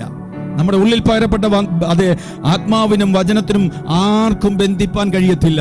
ആത്മാവിനെ ചൂട് പിടിച്ചപ്പോൾ അർദ്ധരാത്രിയിൽ അപ്പോസ്തലന്മാർ പാടാനും സ്തുതിക്കാനും തുടങ്ങിയപ്പോൾ അവിടെ സംഭവിച്ചത് എന്താ വിഷയം പാസ്റ്ററെ? ആദ്യം എന്താ സംഭവിച്ചേ? കാരാഗ്രഹത്തിന്റെ അടിസ്ഥാനം കുലുങ്ങി. ഞാൻ ചോദിക്കട്ടെ, ഒരു എർത്ത് ക്യൂക്ക് ഉണ്ടായാൽ ആദ്യം ബേസ്മെന്റ് ആണോ കുലുങ്ങുന്നത്, റൂഫാണോ? നോ, റൂഫാ കുലുങ്ങി വീഴുന്നത്. ഞങ്ങളുടെ കൂടെയൊക്കെ അങ്ങനെ ഓടും കഴുക്കോലും പട്ടികയിലും കൂടെ ഒടിഞ്ഞ് താഴെ വീഴും. പിന്നെ അടിസ്ഥാനം ഇളകാതെ അവിടെ നിൽക്കും. അങ്ങനല്ല ഏജൻസി? അങ്ങനെ സംഭവിക്കുന്നത്. അതുകൊണ്ടാണ് അമേരിക്കയിലും UK-യിലും ഓസ്ട്രേലിയയിലും ഒക്കെ എർത്ത് ക്യൂക്ക് ഉണ്ടായാലും ഒന്നും സംഭവിക്കാത്ത തരത്തിലാണ് അവിടെ ബിൽഡ് ചെയ്യുന്ന ബിൽഡിങ്സ് എല്ലാം. നമ്മുടെ ഇവിടെയൊക്കെ ഒന്ന് കുലുക്കി കഴിഞ്ഞാൽ എല്ലാം താഴെ പോകും. അപ്പം ഇവിടെ അപ്പോസ്തലന്മാർ ആരാധിച്ചപ്പോൾ, അർദ്ധരാത്രിയിൽ അവർ പാടാനും സ്തുതിക്കാനും തുടങ്ങിയപ്പോൾ, ആത്മശക്തി വ്യാപരിച്ചപ്പോൾ കാരാഗ്രഹത്തിന്റെ അടിസ്ഥാനങ്ങൾ ഇളകി. അതിനെ കാണിക്കുന്നത് അന്ധകാര ശക്തിയുടെ അടിസ്ഥാനം ഇളകിയതായിട്ടാണ്. സകല തടവ് പുള്ളികളുടെയും കയ്യിൽ നിന്ന് ചങ്ങല അഴിഞ്ഞു പോയില്ലേ? അങ്ങനല്ലേ അവിടെ എഴുതിയിരിക്കുന്നേ? താഴത്തെ വാക്യം ഒന്ന് കാണിച്ചേ. ഉറക്കമുണർന്നു. അല്ലല്ല, കാരാഗ്രഹ അതിന്റെ മുമ്പിലത്തെ വാക്യം തന്നെ. പെട്ടെന്ന് വലിയൊരു ഭൂകമ്പമുണ്ടായി, കാരാഗ്രഹത്തിന്റെ അടിസ്ഥാനം കുലുങ്ങി, വാതിലൊക്കെയും തുറന്നുപോയി, എല്ലാവരുടെയും ചങ്ങല അഴിഞ്ഞു വീണു. കാരാഗ്രഹ പ്രമാണി ഉറക്കമുണർന്ന് കാരാഗ്രഹത്തിന്റെ വാതിലുകൾ തുറന്നിരിക്കുന്നത് കണ്ടിട്ട് ചെങ്ങലക്കാർ ഓടിപ്പോയി കളഞ്ഞു എന്ന് ഊഹിച്ച് വാളൂരി തന്നെത്താൻ കൊല്ലുവാൻ ഭാവിച്ചു. നോക്കണം, കാരാഗ്രഹ പ്രമാണിയുടെ കയ്യിൽ അവരുടെ ഉത്തരവാദിത്വം. സകല കാരാഗ്രഹ പ്രമാണികളുടെയും ബന്ധനം അഴിഞ്ഞിട്ട് അവരെല്ലാം ഓടിപ്പോയി എന്ന് വിചാരിച്ചിട്ട് പുള്ളി സൂയിസൈഡ് ചെയ്യാൻ ശ്രമിക്കുക. അടുത്ത ഒന്ന് വായിച്ചേ. അപ്പോൾ പൗലോസ് നിനക്കൊരു ദോഷവും ചെയ്യരുത്, ഞങ്ങൾ എല്ലാവരും ഇവിടെ ഉണ്ടല്ലോ എന്ന് ഉറക്കെ വിളിച്ചു പറഞ്ഞു. അവൻ വെളിച്ചം ചോദിച്ച് അകത്തേക്ക് ചാടി വിറച്ചും കൊണ്ട് പൗലോസിന്റെയും ശീലാസിന്റെയും മുമ്പിൽ വീണു. അവരെ പുറത്തു കൊണ്ടുവന്ന് യജമാനന്മാരെ രക്ഷ പ്രാപിക്കാൻ ഞാൻ എന്തു ചെയ്യണം എന്ന് ചോദിച്ചു. നോക്കണം, ആ ചോദ്യം ഒന്ന് മനസ്സിലാക്കി. ഇവിടെ കാരാഗ്രഹ പ്രമാണിയുടെയും കുടുംബത്തിന്റെയും രക്ഷയ്ക്കുള്ള ഒരു പദ്ധതി അധികം ഒരുക്കി. ഒരിക്കലും രക്ഷപ്രാപിപ്പാൻ സാധ്യതയില്ലായിരുന്ന മനുഷ്യന്റെ ജീവിതത്തിൽ ഇങ്ങനൊരു സംഭവം നടന്നില്ലായിരുന്നെങ്കിൽ അവൻ രക്ഷപ്പെടത്തില്ല. പക്ഷേ പൗലോസിനെയും ശീലാസിനെയും കാരാഗ്രഹത്തിൽ അടച്ച് അവർ അർദ്ധരാത്രിയിൽ സ്തുതിക്കാനും പാടാനും തുടങ്ങിയപ്പോൾ കാരാഗ്രഹത്തിന്റെ അടിസ്ഥാനങ്ങൾ ഇളകിയിട്ട് സകല തടവ് പുള്ളികളുടെയും ചങ്ങല പോലും അഴിഞ്ഞുപോയി. അവരുടെ മാത്രമല്ല അഴിഞ്ഞത്, സകല തടവ് പുള്ളികളുടെയും. അപ്പൊ എന്നെ ശക്തിയോടെ വ്യാപരിച്ചത് അല്ലേ? അത് കണ്ടിട്ട് കാരാഗ്രഹ പ്രമാണി തന്നെത്താൻ കൊല്ലാൻ ഭാവിച്ചു. പക്ഷെ പൗലോസ് പറഞ്ഞു, നിനക്കൊരു ദോഷവും ചെയ്യരുത്. അവൻ വിറച്ചുകൊണ്ട് പൗലോസിനോട് ഇരിക്കുക, യജമാനനെ. തടവ് പുള്ളികളെ ആരെങ്കിലും കാരാഗ്രഹ പ്രമാണി യജമാനെ എന്ന് വിളിക്കുവോ? അങ്ങനല്ലേ ജെൻസി അവിടെ എഴുതിയിരുന്നേ? മാസ്റ്റർ എന്ന് വിളിച്ചു. ആരെ? തടവ് പുള്ളിയെ. കള്ളന്മാരെ മാസ്റ്റർ എന്ന് വിളിക്കൂ. അത് ദൈവത്തിന്റെ പദ്ധതി. നമ്മൾ ഇതൊക്കെ വചനം ശരിക്കും ആഴമായിട്ട് ചിന്തിക്കണം. രക്ഷ പ്രാപിപ്പാൻ ഞാൻ എന്ത് ചെയ്യണം? നമ്മൾ അതിനകത്ത് മനസ്സിലാക്കുന്ന ഒരു ആന്തരിക മർമ്മം, ഒരു ആത്മീയ വെളിപ്പാട് ഞാൻ പറയാം. ദൈവസഭ നമ്മെ ആക്കി വെച്ചിരിക്കുന്ന സ്ഥലത്ത് നാം സത്യത്തിലും ആത്മാവിലും അവനെ ആരാധിച്ചാൽ പിശാചാധിപത്യം വഹിച്ചിരിക്കുന്ന ചില മേഖലകളുണ്ട്. ഓരോ രാജ്യത്തെയും ആധിപത്യം വഹിക്കുന്ന, ഓരോ മേഖലകളെയും ആധിപത്യം വഹിക്കുന്ന അന്ധകാരത്തിന്റെ ശക്തികളുണ്ട്. അന്ധകാര ശക്തികളുടെ വിഹാര കേന്ദ്രം ആകാശമണ്ഡലങ്ങളാണ്, മേഘമണ്ഡലങ്ങളാണ് പഠിപ്പിക്കുന്നത്.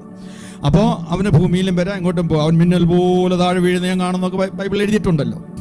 അപ്പോൾ ഓരോ ദേശത്തെയും ആധിപത്യം വഹിച്ചിരിക്കുന്ന ഇരുളിൻ്റെ ശക്തിയുടെ അവരുടെ ഉദ്ദേശം ഒരു വ്യക്തി പോലും സ്വർഗരാജ്യത്തിന് അവകാശിയാകരുത്. അതവൻ്റെ ഡ്യൂട്ടി, നമുക്കറിയാം. പക്ഷേ ദൈവമക്കൾ, അഭിഷേകം പ്രാപിച്ച ദൈവമക്കൾ സത്യത്തിലും ആത്മാവിലും എവിടെ ഇരുന്ന് ആരാധിക്കുന്നുവോ ആ ആരാധനയുടെ മഹത്വം ഉയർന്നു കഴിയുമ്പോൾ ഇരുളിന്റെ ശക്തികൾ തകരും. പൗലോസും ശീലാസും ആരാധിച്ചപ്പോൾ കാരാഗ്രഹത്തിന്റെ അടിസ്ഥാനം കുലുങ്ങിയെങ്കിൽ പിശാചിന്റെ ചില സിംഹാസനങ്ങൾ ഇളക്കുവാൻ ആരാധന അനിവാര്യമാണ്. അതുകൊണ്ടാണ് ദൈവസഭയെ ആരാധിക്കാൻ ദൈവമക്കൾ പറയുന്നത്. അത് വ്യക്തിപരമായ നമ്മുടെ ജീവിതത്തിനും വിടുതലാണ്, സഭയുടെ അനുഗ്രഹത്തിനും ആത്മാക്കളുടെ വിടുതലിനും ഒക്കെ ആരാധിച്ച് വിടുതലെടുത്തവർക്കറിയാം. ആരാധനയെ ഭയങ്കര വിടുതല. നമ്മൾ പാടത്തില്ലേ, മോനെ മൈനർ ഒന്ന് പിടിച്ചേ. ഏതാ സ്കെയില്? എഫ് മൈനർ പിടിച്ചേ, അല്ല ഡി മൈനർ പിടിച്ചേ.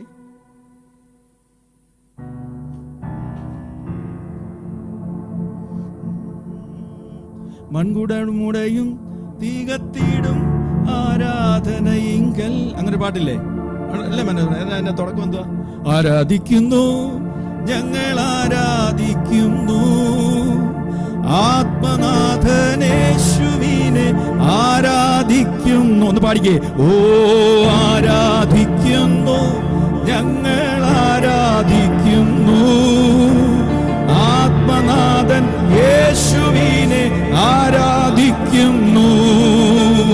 ആരാധിക്കുന്നു, ഞങ്ങൾ ആരാധിക്കുന്നു സത്യത്തിലും ആത്മാവിലും ആരാധിക്കുന്നു.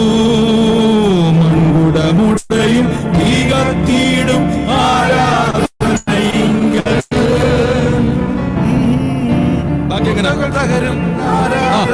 മതി.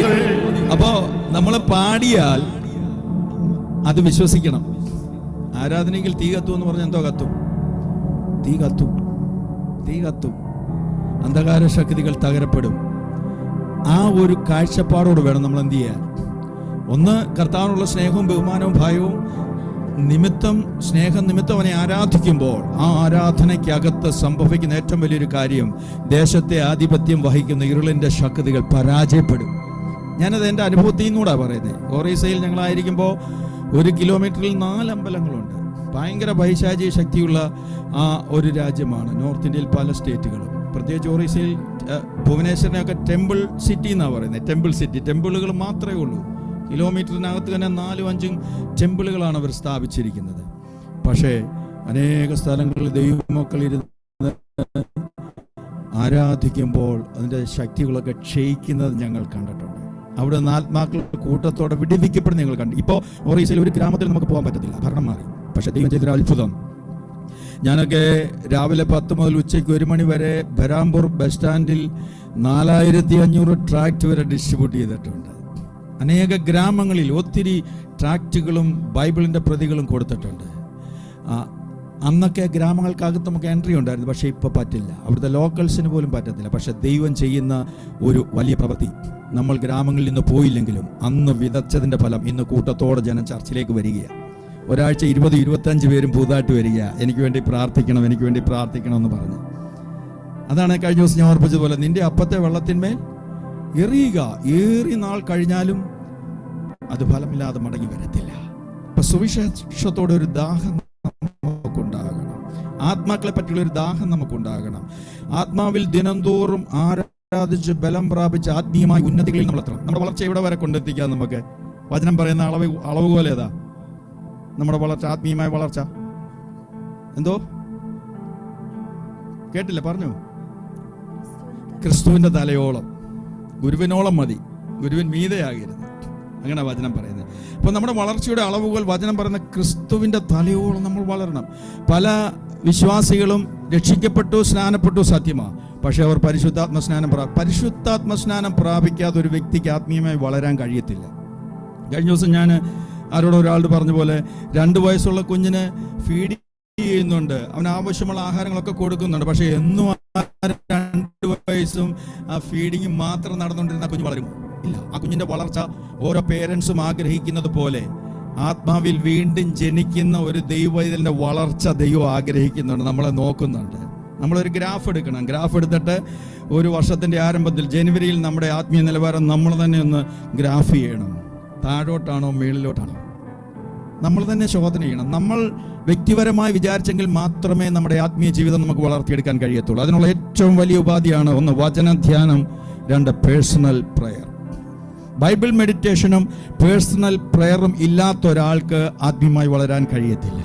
അതുപോലെ നിങ്ങളുടെ എല്ലാവരുടെയും ഉള്ളത്തിൽ, പരിശുദ്ധാത്മസ്നാനം പ്രാപിക്കാത്തവരുടെ ഉള്ളത്തിൽ അവൻ ആ പരിശുദ്ധാത്മാവിൻ്റെ ആ അന്യഭാഷ അടയാളത്തോടുകൂടി ദൈവത്തെ ആരാധിക്കാൻ നിങ്ങൾ വാഞ്ചയോടെ ദൈവത്തോട് പ്രാർത്ഥിക്കണം. ആഗ്രഹിക്കുന്ന ആത്മാക്കളെ തൃപ്തിപ്പെടുത്തുന്നവനാണ് നമ്മുടെ ദൈവം. സഭ ഒന്നിച്ച് ആത്മാവുള്ള ആരാധനകൾ ഉയരുമ്പോൾ തുറക്കപ്പെടാത്ത വാതിലുകൾ തുറക്കപ്പെടും, അടഞ്ഞ വഴികൾ തുറക്കപ്പെടും, അസാധ്യങ്ങൾ സാധ്യമായി തീരും. ആത്മാവിൽ നമ്മൾ കൽപ്പിക്കണം, യേശുവിന്റെ നാമത്തിൽ സംഭവിക്കട്ടെ എന്ന് ഒരു അഭിഷിക്തൻ കൽപ്പിച്ചാൽ അത് സംഭവിക്കും. അങ്ങനെ വചനം പഠിപ്പിക്കുന്നത്. ദൈവത്തിന് അസാധ്യമായിട്ടൊന്നുമില്ല. നമ്മുടെ വിശ്വാസ പ്രഖ്യാപനത്തിന്മേല ദൈവത്തിന്റെ പ്രവൃത്തി വെളിപ്പെടുന്നത്. വേഗത്തിൽ ഞാൻ മുൻപോട്ട് പോകുക. ഇനി ആരാധനയ്ക്ക് സാഹചര്യങ്ങൾ ഒരിക്കലും തടസ്സമാകരുത്. ഞാൻ പറഞ്ഞ മനസ്സിലാവുന്നുണ്ടോ? അതിന് ഒരു വാക്യം, ഹബക്കൂക്കിന്റെ പ്രവചനം 3-ാം അധ്യായത്തിന്റെ 17 മുതലുള്ള വാക്യങ്ങൾ വായിക്കണം. ഹബക്കൂക്ക് പ്രവചനം ചാപ്റ്റർ 3 വേഴ്സ് 17 ഓൺവേഴ്സ്.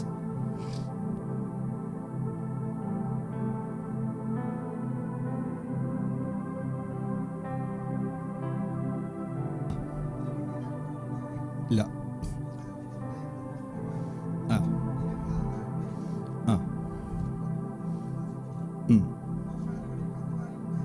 ഇല്ല. അടുത്ത പദം ശ്രദ്ധിക്കണം. എങ്കിലും ഞാൻ യഹോവയിൽ ആനന്ദിക്കും. അടുത്ത പദം, എന്റെ രക്ഷയുടെ ദൈവത്തിൽ. നോക്കണം, എല്ലാം ശൂന്യമാ, എല്ലാം തീർന്നു. ചിലരുടെ ജീവിതത്തിൽ അങ്ങനല്ലേ? അതിനൊരു വാക്കുണ്ട്, നീ മുമ്പും പിമ്പും അടച്ച് നിന്റെ കരം എന്റെ മേൽ ഭാരമാക്കി വെച്ചിരിക്കുക. മുന്നോട്ടും പോകാൻ പറ്റത്തില്ല, പുറകോട്ടും പോകാൻ പറ്റത്തില്ല, ഇടത്തോട്ടും വലത്തോട്ടും പറ്റത്തില്ല, ചാടാനും പറ്റത്തില്ല, മൊത്തം ഭാരം ഇരിക്കുക. ഇവിടെ നോക്കി, അത്തിവൃക്ഷം, ഹബക്കൂക്ക് പറയുക, അത്തിവൃക്ഷം എന്ത് ചെയ്യത്തില്ല? തളക്കത്തില്ല, അതിൽ നിന്നൊരു ഫലവും കിട്ടത്തില്ല. മുന്തിരിവള്ളിയിൽ നിന്നും ഒരു അനുഭവം ഉണ്ടാകത്തില്ല. ഒലിവുമരത്തിന്റെ പ്രയത്നമെല്ലാം നിഷ്ഫലമായി പോകും. നിലങ്ങൾ ആഹാരം വിളയിക്കുകയില്ല. ആട്ടിൻകൂട്ടം തൊഴുത്തിൽ നിന്ന് നശിച്ചു പോകും. ആട്ടിൻകൂട്ടം ഉണ്ടായിരുന്നു, പക്ഷെ എല്ലാം നശിച്ചു പോകും. ഗോശാലകളിൽ കന്നുകാലികൾ ഉണ്ടായിരിക്കില്ല. അവന്റെ സകല ആ ഭൗതിക നന്മകളും ശൂന്യമായി പോയി. പക്ഷെ അവൻ പറയുക, എങ്കിലും ഞാൻ യഹോവയിൽ ആനന്ദിക്കും, എന്റെ രക്ഷയുടെ ദൈവത്തിൽ ഘോഷിച്ചുല്ലസിക്കും. ഞാൻ നമ്മളിലേക്ക് തന്നെ ഒന്ന് വരാം. നമ്മുടെ ജീവിതത്തിൽ സഡനായിട്ട് സംഭവിക്കുന്നൊരു കാര്യമാണ് പെട്ടെന്ന് ജോലി നഷ്ടപ്പെടുക. ഇല്ല, ഗൾഫ് രാജ്യങ്ങളിൽ ഞാൻ കണ്ടിട്ടുണ്ട് ധാരാളം. ആശ്രയമായിരുന്ന വഴികൾ അടഞ്ഞു പോകുക, പ്രതീക്ഷയുടെ വഴികൾ അടഞ്ഞു പോകുക, മുന്നോട്ടുള്ള വഴി എന്തെന്നറിയാൻ വയ്യാതെ വല്ലാത്തൊരു നിരാശയുടെ പടിച്ചുഴിയിൽ വീഴുക. അപ്പം ഞാൻ ചോദിക്കട്ടെ, നിങ്ങൾ അന്നേരം നിരാശപ്പെട്ട് മൗനമായിട്ടിരിക്കുമോ അതോ ആലയത്തിൽ വന്ന് കർത്താവിനെ ശക്തിയോടെ ആരാധിക്കുമോ? സിസ്റ്റർ ആരാധിക്കുമെന്ന് പറഞ്ഞു. God bless U. അങ്ങനെ ആരാധിക്കണം. നമ്മുടെ പേഴ്സ് കാലിയായാലും നമ്മൾ ദൈവത്തെ ആരാധിക്കണം. പേഴ്സ് എന്ന് പറയുമ്പോൾ മാത്രമല്ല ദൈവത്തിന് സ്തുതി കൊടുക്കേണ്ടത്. ദൈവത്തിൽ നിന്ന് ചിലതെല്ലാം അനുഗ്രഹങ്ങൾ പ്രാപിക്കുമ്പോഴല്ല ദൈവത്തെ ആരാധിക്കേണ്ടത്. മോനെ എഫ് മേജർ എന്ന് പഠിച്ചു. ഞാനൊരു അനുഭവം പറയാം. ചിക്കു കുര്യാക്കോസിനെ കേട്ടിട്ടുണ്ടല്ലോ. ചിക്കു കുര്യാക്കോസ് ക്യാൻസർ പിടിപെട്ട് അവനറിയാൻ മരിക്കുമെന്ന്. ദൈവം ഹീൽ ചെയ്ത് പിന്നീട് അവൻ്റെ ജീവിതത്തിൽ നീര് വന്ന് പെറുപെറുത്ത് വല്ലാത്തൊരവസ്ഥയിലായിരിക്കുമ്പോഴും അവൻ പാടുന്നൊരു പാട്ടമുണ്ടായിരുന്നു. He is my everything, He is my all. He is my everything, He is my all. He is my everything, both great and small. He gave His life for me, made everything new. He is my everything, He is my all. നീ എൻ്റെ സർവ്വവും, നീ എനിക്കുള്ളവൻ, നീ എൻ്റെ സർവ്വവും.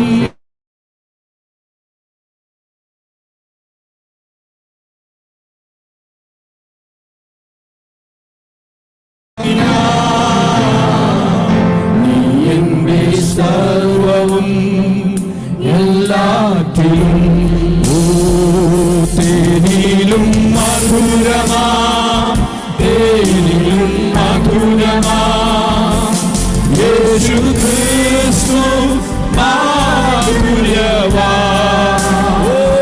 രുചിച്ചു നോക്കി ഞാൻ കർത്തൻ കൃപകളെ. യേശു ക്രിസ്തു മാധുര്യവാ. രുചിച്ചു നോക്കി ഞാൻ കർത്തൻ കൃപകളെ. യേശു ക്രിസ്തു മാധുര്യവാ.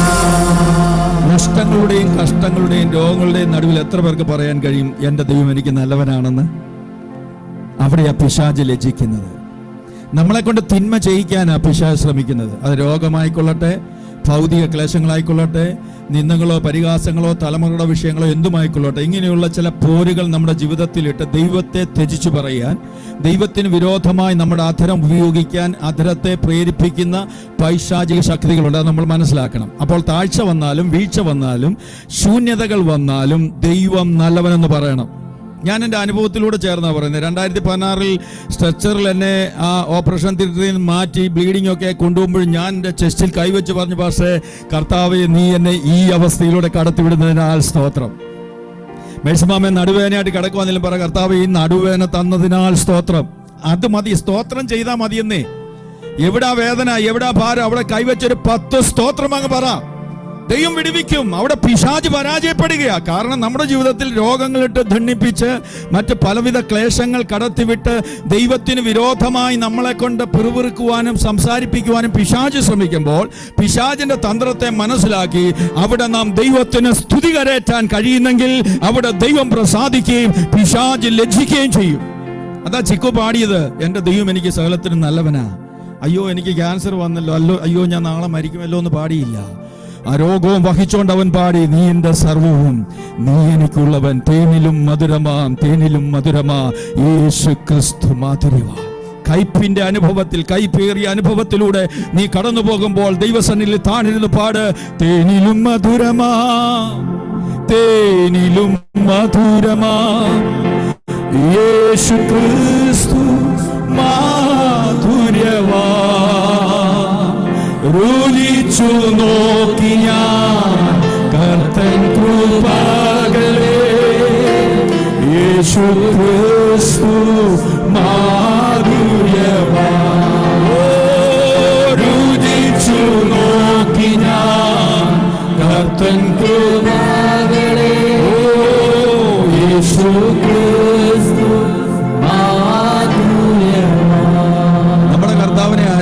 ആരാധിക്കാനും സ്തുതിക്കാനും നമ്മൾ ലജ്ജിക്കേണ്ട കാര്യമില്ല. ഞാൻ എന്നെ ചിന്തിപ്പിച്ചിട്ടുള്ള ഒരു സ്റ്റേറ്റ്മെൻറ്റ് പലപ്പോഴും ഫേസ്ബുക്കിൽ കാണും.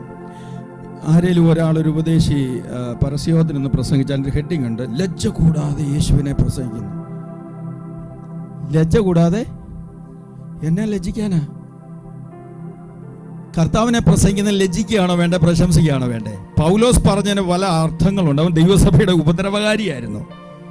ദൈവസഭയെ മുട്ടിച്ച് നശിപ്പിച്ച് കളഞ്ഞവൻ, ദമസ്കോസിന്റെ പടിവാതിൽക്കൽ യേശുവിന്റെ ദർശനം പ്രാപിച്ചവൻ, കർത്താവിന്റെ വേലയ്ക്ക് വേണ്ടി ഇറങ്ങി തിന്നപ്പോൾ പഴയ കാര്യങ്ങൾ ഓർത്താവൻ പറയുന്നത് എനിക്ക് സുവിശേഷത്തെക്കുറിച്ച് ലജ്ജയില്ലെന്ന്. ഇന്നൊരു വാക്യം വിളിച്ചു പറയാൻ നിൽക്കുന്നവൻ കൊടുക്കുന്ന ഹെഡിങ് നോക്കിക്കേ, ലജ്ജ കൂടാതെ ആ കുഞ്ഞ് പാടുന്നു, അദ്ദേഹം പ്രസംഗിക്കുന്നു. കർത്താവിനെ സാക്ഷിക്കുന്ന ഒരു പ്രൗഢ. എത്ര പേർക്ക് മനസ്സിലാവുന്നുണ്ട്? അതൊരു പ്രിവിലേജാ. ലജ്ജ കൂടാതെ പ്രസംഗിക്കുന്നൊന്നും പറയേണ്ട കാര്യമല്ല. കാരണം കർത്താവ് അത്ര മോശക്കാരനാണ്. ലജ്ജ വരേണ്ട ഏത് കാര്യത്തിലാ? പാപത്തിൽ പിടിക്കപ്പെട്ട ഒരുവനെ പറ്റി പറയുമ്പോൾ അല്ലേ, സമൂഹത്തിൽ നിന്ദിക്കപ്പെട്ട, തഴയപ്പെട്ട, പാപത്തിൽ വീണുപോയ, 7-ാം കൽപ്പന ലംഘിച്ച ഇങ്ങനെയുള്ളവരെ പറ്റി നമ്മൾ പൊതുസമൂഹത്തിൽ പറയുമ്പോൾ എന്ത് ചെയ്യണം? അപ്പൊ നമ്മുടെ കർത്താവോ ആ കൂട്ടത്തിൽ പെടുന്നതാണോ? ആ ചിന്ത നമ്മുടെ മനസ്സിൽ നിന്ന് മാറ്റണം. അതുപോലെ ഒരു കാര്യം കൂടെ പറയാം. പല വേദികളിലും ഞാൻ കേട്ടിട്ടുണ്ട്, ഈ മ്യൂസിക് ഇവന്റുകളിലൊക്കെ അത് ഇൻട്രൊഡ്യൂസ് ചെയ്യുന്നവർ പറയും, ഇപ്പോൾ ബ്രദർ ബിജു നമുക്ക് വേണ്ടി ഒരു ഗാനം പാടും. ആർക്കു വേണ്ടിയാ പാടുന്നേ? ഞാൻ ഞങ്ങളുടെ മാരാവൺ സഭയെ തിരുത്തിയിട്ടുണ്ട്. ഞങ്ങളുടെ കർത്താവിന്റെ ദാസൻ പറഞ്ഞു, ഇപ്പോൾ നമുക്ക് വേണ്ടി കൊയർ പാടും. ഞാൻ പറഞ്ഞു, നമുക്ക് വേണ്ടിയല്ല പാടുന്നേ. ആർക്കു വേണ്ടിയാ പാടുന്നേ? ആരാധന എന്താണെന്ന് മനസ്സിലാക്കണമെന്നേ. മനുഷ്യനുള്ളതല്ല ആരാധന. നമുക്ക് വേണ്ടിയല്ല പാടുന്നത്, നമ്മൾ കർത്താവിന് വേണ്ടിയാ പാടുന്നത്. സ്തോത്രം. അത് നമ്മൾ തിരിച്ചറിയണം. ആരാധനയുടെ മഹത്വം, അതിന്റെ ഗൗരവം, അതുകൊണ്ടുള്ള ഗുണങ്ങൾ, അതുകൊണ്ടുള്ള വിടുതൽ ദൈവജനം തിരിച്ചറിഞ്ഞു കഴിഞ്ഞാൽ ഉണ്ടല്ലോ, നിങ്ങളൊന്നും ഇങ്ങനൊന്നും ഇരിക്കത്തില്ല. അകപ്പേ ചർച്ച തുള്ളിച്ചാടി ദൈവത്തെ ആരാധിക്കും. ദൈവത്തിന്, അവന്റെ നാമത്തിന് തക്ക മഹത്വം നമ്മൾ കൊടുക്കണം. നമ്മുടെ ദൈവം ആരാണ് നമ്മൾ മനസ്സിലാക്കണം. ഞാൻ ആദ്യം പറഞ്ഞതുപോലെ മുടന്തുള്ളതും ഞൊണ്ടിയതും ഒന്നും കർത്താവിന് വേണ്ട. കൊടുക്കുവാണെങ്കിൽ നല്ലത് തന്നെ കൊടുക്കണം. അദ്ദേഹത്തിന് ഞാൻ പോട്ടെ. കർത്താവിന്റെ ദാസൻ നമ്മുടെ മുൻപിലുണ്ടല്ലോ. ദാവീദ് ദൈവത്തെ ആരാധിച്ച നമുക്കറിയാം അല്ലേ?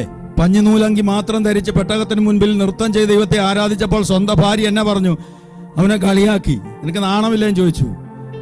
അവൻ പറഞ്ഞു, ഇനിയും നിന്റെ കണ്ണിന് മുമ്പിൽ ഇതിന് ഹീനമായി ഞാൻ ദൈവത്തെ ആരാധിക്കും. എനിക്ക് എൻ്റെ കർത്താവിനെ ആരാധിക്കലും മാറ്റിയുമില്ല. കാരണം അവൻ എവിടെ നിന്നാ വന്നെന്ന് അവൻ അറിയാം. കാട്ടിൽ കടന്ന ഒരു യോഗ്യതയും ഇല്ലാതെ അപ്പന്റെ ആടുകളെ മേയിച്ചുകൊണ്ടിരുന്നതിന്റെ മേൽ ഒരു രാജകീയ അഭിഷേകം പകർന്നെങ്കിൽ, സ്തോത്രം, ആരാധിക്കേണ്ടവനെ ആരാധിക്കേണ്ടതുപോലെ ആരൊക്കെ നിന്ദിച്ചാലും ആരൊക്കെ പരിഹസിച്ചാലും ജോയലെ, നമ്മുടെ ദൈവത്തെ ആരാധിപ്പാൻ നമ്മൾ ഉത്സാഹമുള്ളവരായിരിക്കണം. അതിന് പരിസരം മറന്ന് ഓറീസിലൊക്കെ ഞങ്ങൾ നൃത്തം ചെയ്ത് ആരാധിക്കുന്നത്. നമ്മുടെ മലയാളികളെ കൊണ്ട് നൃത്തം ചെയ്യിക്കാവോ? പറഞ്ഞു ഊപ്പാട് വന്നിട്ടുണ്ട്. പക്ഷെ ഓറീസയിലൊക്കെ മോനെ 6/8 ഋതം വിടാവോ? ഒന്നിട്ടേ ഞാനൊരു പാട്ട് പാടിക്കട്ടെ. ആ പാട്ട് പാടുമ്പം ഓറീസിലുള്ള വിശ്വാസികളെ പുറകെ നിൽക്കുന്നവർ മുന്നേ വരെ ഡാൻസ് ചെയ്യും. അതാ നൃത്തം ചെയ്ത് ദൈവത്തെ ആരാധിക്കാന്ന് പറയാം. അത് സന്തോഷമാണ്. ഞാനൊരു ഒറിയപ്പാട്ടിന് 2 ലൈൻ പാടാമേ. നിങ്ങൾക്കത് സന്തോഷമായിരിക്കുന്നു വിചാരിക്കുന്നു. എഫ് മേജർ മതി.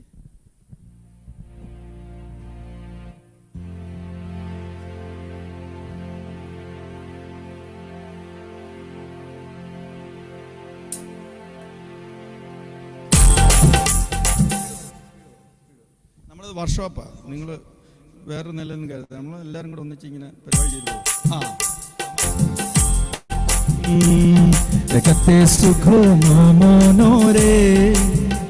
মো প্রভু যিশু তারে ഓ കത്തെ സുഖോ മോനോ. ഇപ്പൊ നിങ്ങൾക്ക് ഡാൻസ് ചെയ്യാൻ തോന്നുന്നുണ്ട്. മോ പ്രഭു যিশু താരേ ഓ ആനന്ദോ কি আনন্দ আজি নাচি উঠুছি রে আনন্দ কি আনন্দ আজি নাচি উঠুছি রে কতে সুখ মনরে മോ പ്രഭു যিশু താരേ. ഇതിന്റെ അർത്ഥം എന്താണെന്നറിയാമോ? കെത്തെ സുഖോ മോ മോനോരെ എന്ന് പറഞ്ഞാൽ, കെത്തെ എന്ന് പറഞ്ഞാൽ കിത്തിനായുടെ കെത്തെ, അത്രയേ ഉള്ളൂ. കിത്തിന സുഖം. ഈ ഒറിയ എന്ന് പറയുന്നത് ഹിന്ദിയും സംസ്കൃതവും മലയാളം കൂടെ മിങ്കിളായിട്ടുള്ള സംഭവമാണ്. എളുപ്പത്തിൽ പഠിക്കാൻ ഞാൻ പറയാം, എല്ലാ വേടും കിട്ടത്തില്ല. ഇപ്പോൾ കരുണ, മലയാളത്തിൽ കരുണ പറയത്തില്ലേ? ഒറിയയിൽ കൊറോണ എന്നാക്കിയാൽ മതി, യോഗാരം ചേർത്താൽ. ദയ, ദോയ, പ്രഭു, പ്രഭു, ഇങ്ങനെയൊക്കെയുള്ള ഒത്തിരി പദങ്ങളുണ്ട്. അപ്പോൾ ഒകാരമാണ് കൂടുതലും ഒറിയൽ. അപ്പോൾ ഇവിടെ നമ്മൾ പാടി കെത്തേ സുഖോ മോ മോനോരെ എന്ന് പറഞ്ഞാൽ എൻ്റെ മനസ്സിന് എത്രയോ സന്തോഷം. കാരണം മോ പ്രഭു ജീസൂട്ടാരെ, യേശു എൻ്റെ ഹൃദയത്തിലുള്ളതിനാൽ. ഞാൻ ചോദിക്കട്ടെ, യേശു ഹൃദയത്തിലുള്ളതിനാൽ എത്ര പേർക്ക് സന്തോഷമുണ്ട്? നിങ്ങളുടെ മുഖം കണ്ടിട്ട് വാടിയിരിക്കുന്നു. ഉണ്ടോ മോനെ? മനുപ്രധാൻ്റെ മൂത്ത മോന് ഉണ്ട്. യേശുപ്പച്ചൻ ഉള്ളിലുണ്ടോ? ഉറപ്പുണ്ടോ? ഉണ്ടെങ്കിൽ സന്തോഷത്തോടെ ഇരിക്കണം, നമ്മൾ സന്തോഷിക്കണം. അപ്പോൾ ഒരേക്കാർ പറയും, യേശു എൻ്റെ ഹൃദയത്തിലുള്ളതിനാൽ എനിക്ക് എന്ത് സന്തോഷം. അതുകൊണ്ട് മുനാച്ചി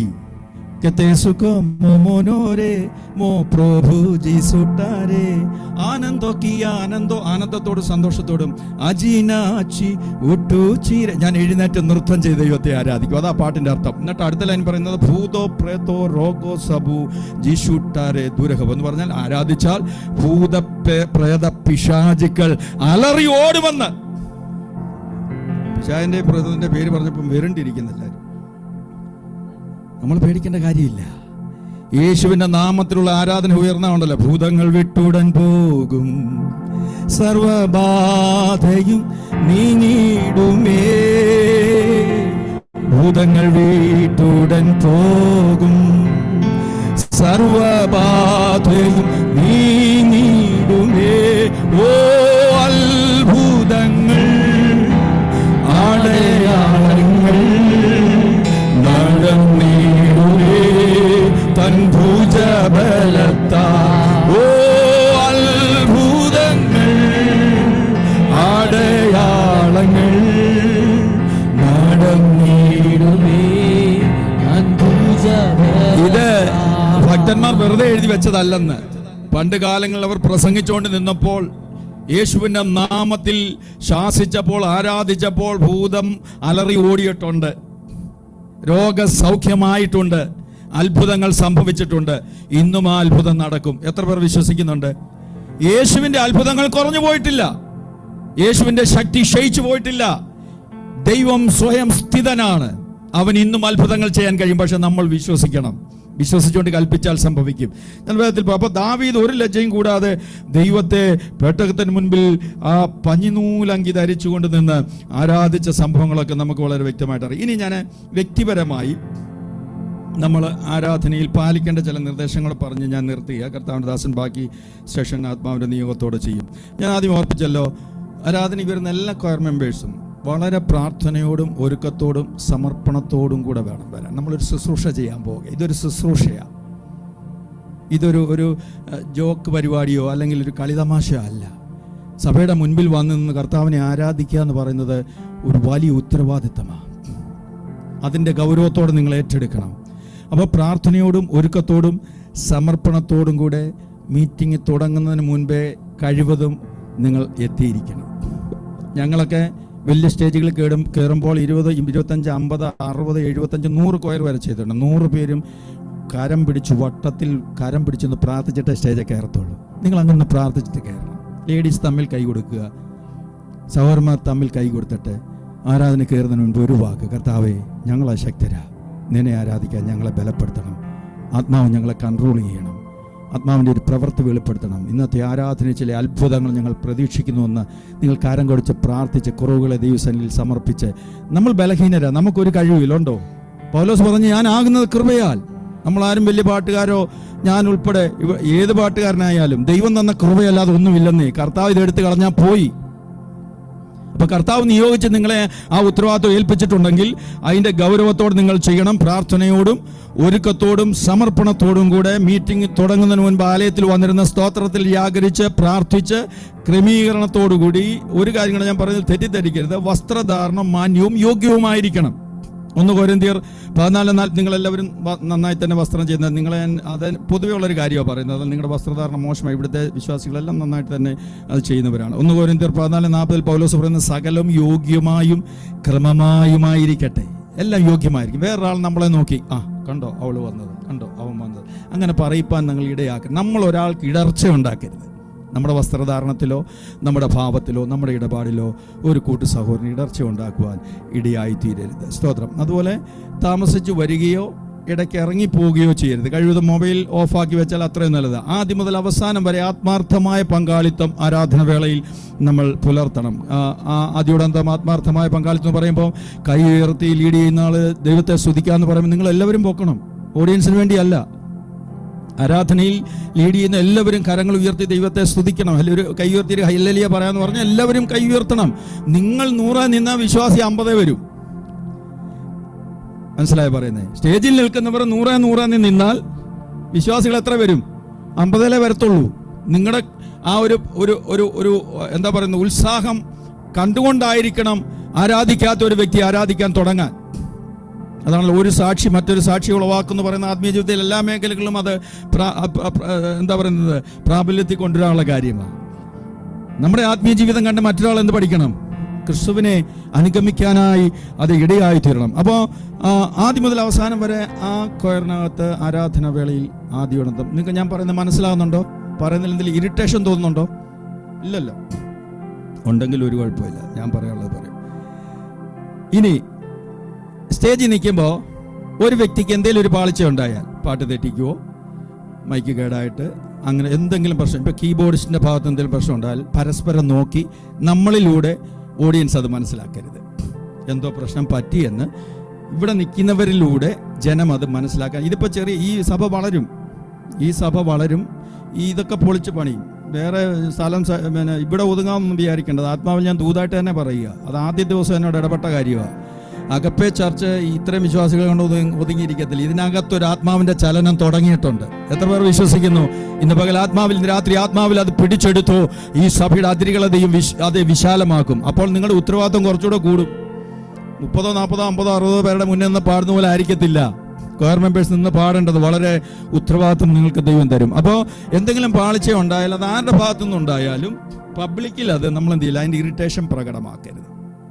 സൗണ്ട് സിസ്റ്റം നോക്കുന്ന ആളോട് അത് രഹസ്യമായ നിലകളിൽ നമുക്ക് ആവശ്യമുള്ള കാര്യം പറയുക മാത്രമേ ചെയ്യാവൂ. ഇപ്പോൾ കീബോർഡിസ്റ്റിൻ്റെ അടുത്താണെങ്കിലും അത് ലീഡ് ചെയ്യുന്ന ഒരാൾ മാത്രം കൺട്രോൾ ചെയ്യുക. എല്ലാവരും കൂടെ കയറി കീബോർഡിസ്റ്റിനെയോ അല്ലെങ്കിൽ മറ്റ് ഇൻസ്ട്രുമെൻ്റ് വായിക്കുന്നവരെ എന്ത് ചെയ്യാൻ പോകരുത്, നിയന്ത്രിക്കാൻ പോകരുത്. അതൊക്കെ അഭംഗിയാണ് കാര്യങ്ങൾ. അത് ആ കൊയർ ലീഡർ ഉണ്ടെങ്കിൽ ആ ലീഡറായിരിക്കണം അതിൻ്റെ ഉത്തരവാദിത്തങ്ങൾ. ടെമ്പോ കൂട്ടണമെങ്കിൽ അതിനെന്തെങ്കിലും നിങ്ങൾ പഠിച്ചു വെച്ച സിഗ്നൽ കാണിക്കുക, കുറച്ചുകൂടെ സ്പീഡ് കൂട്ടാൻ പറയുക. പിന്നെ ഇനിയും സോങ്സ് സെലക്ഷനെ പറ്റി പറയുമ്പം നമ്മൾ പൊതുവെ പറയുന്ന പ്രൈസ് ആൻഡ് വർഷിപ്പ് അല്ലേ? പ്രൈസ് ആൻഡ് വർഷിപ്പ്, സ്തുതിക്കുക, ആരാധിക്കുക. ആരാധനയുടെ തുടക്കത്തിൽ എപ്പോഴും നല്ലത് സ്തുതിഗീതങ്ങളായിരിക്കും. ചിലർ ആരാധന ഞാൻ കേട്ടിട്ട് എൻ സങ്കടങ്ങൾ സകലവും തീർന്നു പോയി, അതൊക്കെ മീറ്റിങ്ങിൻ്റെ അവസാനം ഒരു മെസ്സേജൊക്കെ കഴിഞ്ഞിട്ട് ആ മെസ്സേജ്, അതുപോലെ തന്നെ മെസ്സേജ് കഴിഞ്ഞ് പാടുന്ന പാട്ട് ആ മെസ്സേജിനോട് റിലേറ്റഡ് ആയിരിക്കണം. ഏതെങ്കിലും ഒരു പാട്ടെടുത്ത് പാടുക എന്നുള്ള ആ മെസ്സേജിൻ്റെ സബ്ജക്റ്റ് വളരെ ശ്രദ്ധയോടെ കേട്ടിരുന്നിട്ട് അതിനൊന്നുകൂടെ തീ കത്തിക്കുന്ന നിലയുള്ള പാട്ടായിരിക്കണം സെലക്ട് ചെയ്യേണ്ടത്. അല്ലാതെ മെസ്സേജിനെ ഇടിച്ച് താക്കുന്ന നിലയിൽ നമ്മൾ എന്ത് ചെയ്യരുത്, പാടരുത്. അപ്പോൾ പാട്ട് സെലക്ട് ചെയ്യുമ്പോൾ ആദ്യം നമ്മൾ നിർബന്ധമായും സ്തുതിഗീതങ്ങൾ അല്ലെങ്കിൽ സ്തോത്രഗാനങ്ങൾ ധാരാളമുണ്ട് നമ്മുടെ ബുക്കുകളിൽ, അത് പാടുക. സ്ലോയോ ഫാസ്റ്റോ ഏത് വേണേലും നിങ്ങൾക്ക് പാടാം. പിന്നെ അത് നിങ്ങൾക്കറിയാം എന്ന് ഞാൻ വിശ്വസിക്കുന്നു. പ്രത്യാശഗാനം പാടേണ്ട സമയത്ത് പ്രത്യാശഗാനം, സമർപ്പണഗാനം പാടേണ്ട സമയത്ത് അത്, വിശ്വാസത്തിൻ്റേത് അത്, തിരുവത്താഴത്തിന് അതിൻ്റേതായ ഗാനങ്ങൾ, ഇനി സന്തോഷമാണെങ്കിൽ അത്, മരണമാണെങ്കിൽ അത്, അടക്കമാണെങ്കിൽ അത്, വിവാഹ ശുശ്രൂഷ, ഇതിനെല്ലാം നമുക്ക് പാട്ടുകളുണ്ട്, ധാരാളം പാട്ടുകളുണ്ട്. അത് കൃത്യമായി ബുദ്ധിപൂർവ്വം സെലക്ട് ചെയ്ത് നമ്മൾ ആരാധനയിൽ ഉപയോഗിക്കാൻ പഠിക്കണം. അതിനൊരു ലീഡർ ഉണ്ടാവണം. നിങ്ങൾക്കിനി കൂട്ടായ ഒരു തീരുമാനമാണ് എടുക്കേണ്ടതെങ്കിൽ എല്ലാവരും കൂടെ ആലോചിച്ചെടുക്കണം. അതിനകത്ത് എന്തെങ്കിലും പ്രശ്നങ്ങൾ മറ്റുള്ളവർക്ക് ഉണ്ടാകാതിരിക്കണമെങ്കിൽ, പലയിടത്തും കണ്ടുവരുന്ന കാര്യമാണ് പറയുന്നത്, നമ്മുടെ കൊയർ ഗ്രൂപ്പിൽ ആ പാട്ടിടുക, ഇതാണ് പാടാൻ പോകുന്നത്. അപ്പം കൊയർ മെമ്പേഴ്സ് എല്ലാം ഓരോ തമ്പ് കാണിക്കണം. അത് ഈ ലീഡറിന് ഭയങ്കര ബൂസ്റ്റപ്പാണ്. എന്തെങ്കിലും ഒരു നോട്ടീസ് ഇട്ട് കഴിഞ്ഞാൽ അത് എഗ്രി ചെയ്തിരിക്കുന്നു, അത് ഡിസഗ്രി ആണെങ്കിൽ അത് കാണിക്കാം. അപ്പോൾ അദ്ദേഹം ചോദിക്കും നിങ്ങളോട് എന്നെ പറ്റി, അപ്പോൾ അതിന് ക്രമീകരണങ്ങൾ വരുത്തുക. ഇതെല്ലാം ആത്മീയ നിലകളിൽ നമ്മൾ ശ്രദ്ധിക്കേണ്ട കാര്യങ്ങളാണ്. ഇനി പിച്ച് സെലക്ഷൻ കൃത്യമായിരിക്കണം. സ്കെയില് ഇപ്പോൾ ജിക്ക് പാടേണ്ട ഒരു പാട്ട് എക്ക് കയറി പാടിക്കഴിഞ്ഞാൽ ഫീമെയിലിനൊന്നും കൂടെ വരാൻ പറ്റത്തില്ല. ഡിക്ക് പാടേണ്ട പാട്ടും എഫിന് പാടിയാലും പ്രശ്നമുണ്ടാകും. അപ്പോൾ പിച്ചിനെ പറ്റി നല്ലൊരു ബോധം നിങ്ങൾക്കുണ്ടാകണം. അത് പറഞ്ഞ് പഠിപ്പിക്കേണ്ടതല്ല, നിങ്ങൾ പാടി നോക്കി നിങ്ങൾക്ക് കംഫർട്ടബിളായിട്ടുള്ള, എല്ലാവരും ഒരുപോലെ കംഫർട്ടബിളായിട്ട് പാടുന്ന മിഡിലുള്ള സ്കെയില് സെലക്ട് ചെയ്ത് അങ്ങനെ പാടുക. പിന്നെ മേജറും മൈനറും ഒക്കെ ഉണ്ടല്ലോ. പിന്നെ ഇനി കോംബോ സെലക്ഷൻ, ഒരു പാട്ടിനോട് കണക്ട് ചെയ്ത് പാടുന്ന പാട്ടുകൾ. ഇപ്പം താളങ്ങളെ പറ്റി പറയുമ്പോൾ 3/4 ഉണ്ട്, 4-4 ഉണ്ട്. നമ്മൾ കൂടുതലും ആരാധനയിൽ 4-4 ആണ് ഉപയോഗിക്കുന്നത്. 6-8 ഉണ്ട്, 7-8 ഉണ്ട്, 5-8 ഉണ്ട്, ഒത്തിരി താളങ്ങളുണ്ട്. അപ്പോൾ 3-4ൻ്റെ ഒരു പാട്ടാണ് ഇപ്പം നമ്മൾ പാടുന്നതെങ്കിൽ മോനെ 3-4ൻ്റെ റിതം ഇടണമെന്നില്ല. എഫ് ഒന്ന് പിടിച്ചേ. ദൈവത്തിൻ സ്നേഹം ആയത്ര ശ്രേഷ്ഠം, ആയതിനാഴം ആർക്കു വർണ്ണിക്കാം.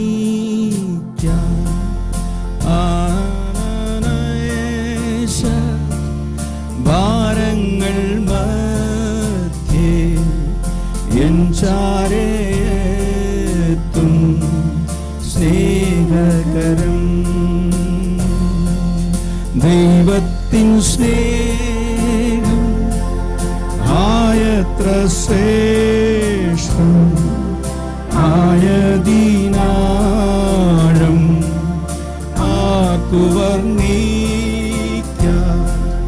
ജീവിത ക്ലേശ ഭാരങ്ങൾ മധ്യേ നിൻ ചാരേത്തും സ്നേഹ. ഇനി അതിനെ കണക്ട് ചെയ്യണമെങ്കിൽ യേശുവേ നിൻ പാദം കുമ്പിടും നീ, യേശുവേ നിൻ പാദം കുമ്പിടും നീ, യേശുവേ നിൻ പാദം കുമ്പിടും. അപ്പം ഇങ്ങനെ 3-4 തുടങ്ങുന്നതെങ്കിൽ നിങ്ങൾ അതിനൊരു 3-4 കോംബോ നിങ്ങൾക്ക് സെലക്ട് ചെയ്തിട്ട് അതേ താളത്തിൽ പാടാം. ഇനി 4-4ൻ്റെ പാട്ട് സ്ലോ ടൈപ്പാണ് എടുക്കുന്നതെങ്കിൽ ഇപ്പം മോനെ ഡി പിടിച്ച മോനെ,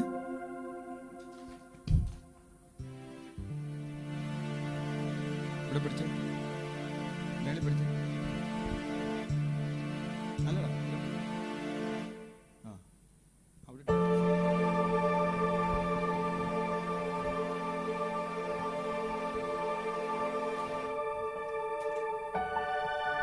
ഇന്നയോളം എന്നെ നടത്തി,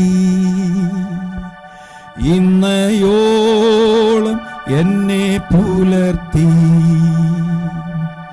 എൻ്റെ യേശു എത്ര നല്ലവൻ, അവനെന്നുമെന്നും. അതിനോട് കണക്ട് ചെയ്ത് യേശു യേശു യേശു ആരിലും വലിയവൻ, യേശു യേശു യേശു. ഓക്കെ, അതിനോട് ചേർന്നിട്ട് യഹോവ ഈരേ ദാതാവാം ദൈവം, അങ്ങനെ ഒത്തിരി ഡി സ്കെയിലിൽ തന്നെ പോകുന്ന കുറേ പാട്ടുകളുണ്ട്. അപ്പോൾ ആ സ്കെയിലുകൾ നിങ്ങൾ നിങ്ങൾക്ക് ഡൗട്ട് ഉണ്ടെങ്കിൽ യൂട്യൂബിൽ കയറിയിട്ട് ഒറിജിനൽ സ്കെയിൽ ഏതാണ് ചെക്ക് ചെയ്ത് കീബോർഡുമായിട്ട് നിങ്ങൾ കൂടിയിരുന്നിട്ട് സ്കെയിൽ. ഇപ്പോൾ ജോയലിന് ഒരുവിധം പാട്ടിൻ്റെ സ്കെയിൽ അറിയാം, അതുകൊണ്ട് നിങ്ങൾക്ക് അധികം ബുദ്ധിമുട്ട് വരത്തില്ല. അപ്പം ഏത് താളമായാലും അതിനോട് കോംബോ കണക്റ്റഡ് ആയിട്ട് പോകണമെന്നുണ്ടെങ്കിൽ ആ പാട്ടുകൾ നേരത്തെ സെലക്ട് ചെയ്ത് ഒരേ താളത്തുള്ളത് വെച്ച് വേണം. ചിലർ 3-4 പാടിയിട്ട് അതിൻ്റെ കോംബോ ആയിട്ട് 4-4 പാടും. അപ്പോൾ കീബോർഡ് ക്ലാഷ് ആവും. അങ്ങനെ ഒരിക്കലും ആകരുത്. അങ്ങനെയുള്ള കാര്യങ്ങളൊക്കെ ശ്രദ്ധിക്കുക. കൂടുതലായിട്ട് ഇനിയൊന്നും പറയാനില്ല. ഇത്രയും പറഞ്ഞ് നിങ്ങൾ ഒരുവിധം ഗ്രഹിച്ച് കാണും എന്ന് ഞാൻ വിശ്വസിക്കുന്നു. എല്ലാറ്റിലും ഉപരി ഭയത്തോടും ഭക്തിയോടും അതിൻ്റെതായ ഗൗരവത്തോടും കൂടി ഇതൊരു യാഗം ആണെന്ന് തിരിച്ചറിഞ്ഞ് കർത്താവ് പ്രസാദിക്കത്തക്ക നിലകളിൽ ദൈവത്തെ ആരാധിക്കാൻ ശ്രമിക്കുക. അതിൻ്റെ ഗൗരവം കൊടുക്കുക, സീരിയസ്നെസ് കൊടുക്കുക.